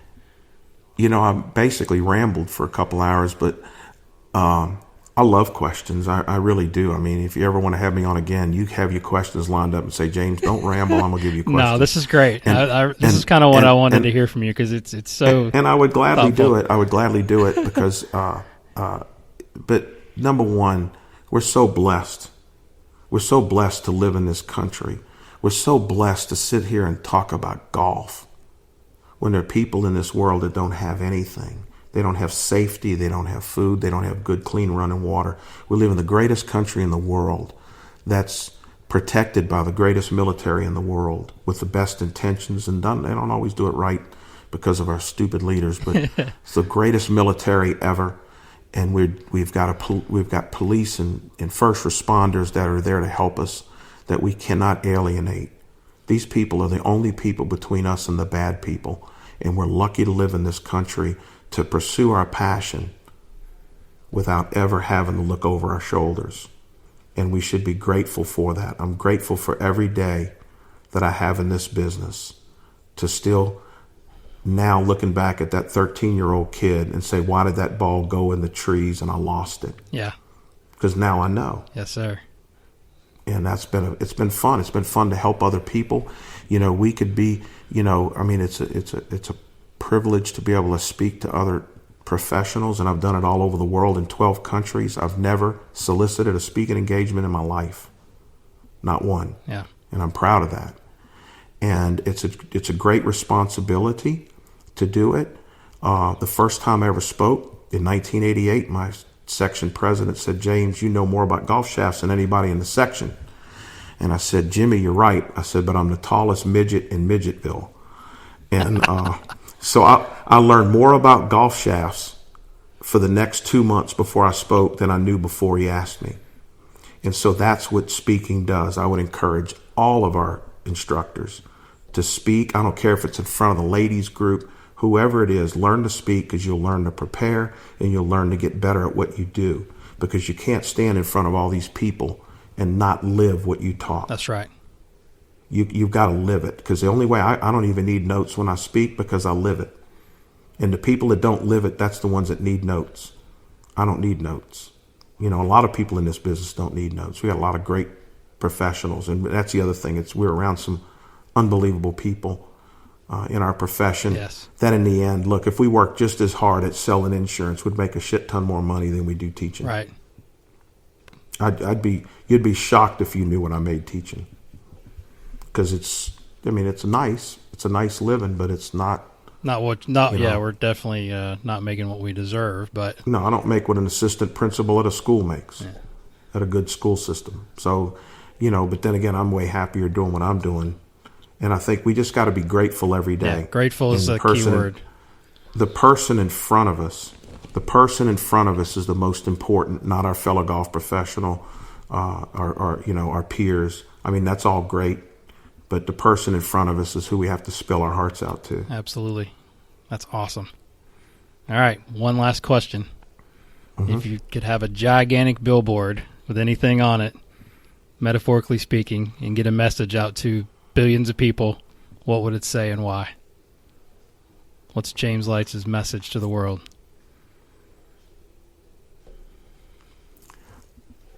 Love each other and support each other, because it doesn't last forever. I love it. And find out why the damn ball flies the way it does. There you go. Go there first. I mean, we didn't even go into there. I know. But, in other words, find out why the damn ball flies where it flies, and then work backwards. Don't start looking at everything else in the golf swing and not even know why the damn ball went where it went because of the impact. By the way, the name of my book, which I've never published, is called My Journey to 4/10,000ths of a Second. I love it. You got to put it out, man. Well, it keeps evolving. My information keeps evolving. I know. I understand that.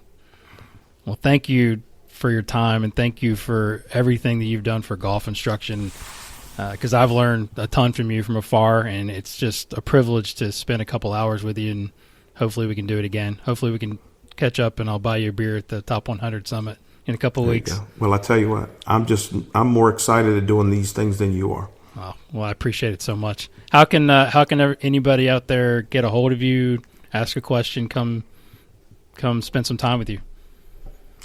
Probably my email address is leitzgolf@gmail.com. My website's up and down. I got a marketing degree, and I got a website that don't work 90% of the time. So, and I'm at Chafuncta Country Club, wonderful club in Covington, Louisiana, 35 miles outside of New Orleans. That we have a two bay system and a teaching and fitting studio that's second to none. Club putting and everything in there inside. So it's a special place. Awesome, man. Thank you so much. Thank you so much, Jason. Thanks for the opportunity. Absolutely. Talk to you soon, my friend. All right, buddy. Thank you. What's up, everyone? Guru back here again with a couple of things before you go. First, big thank you to James for coming on the show and sharing his incredible knowledge about teaching, technology, and life that I know is going to help all you coaches out there become better teachers and better coaches and better human beings as well.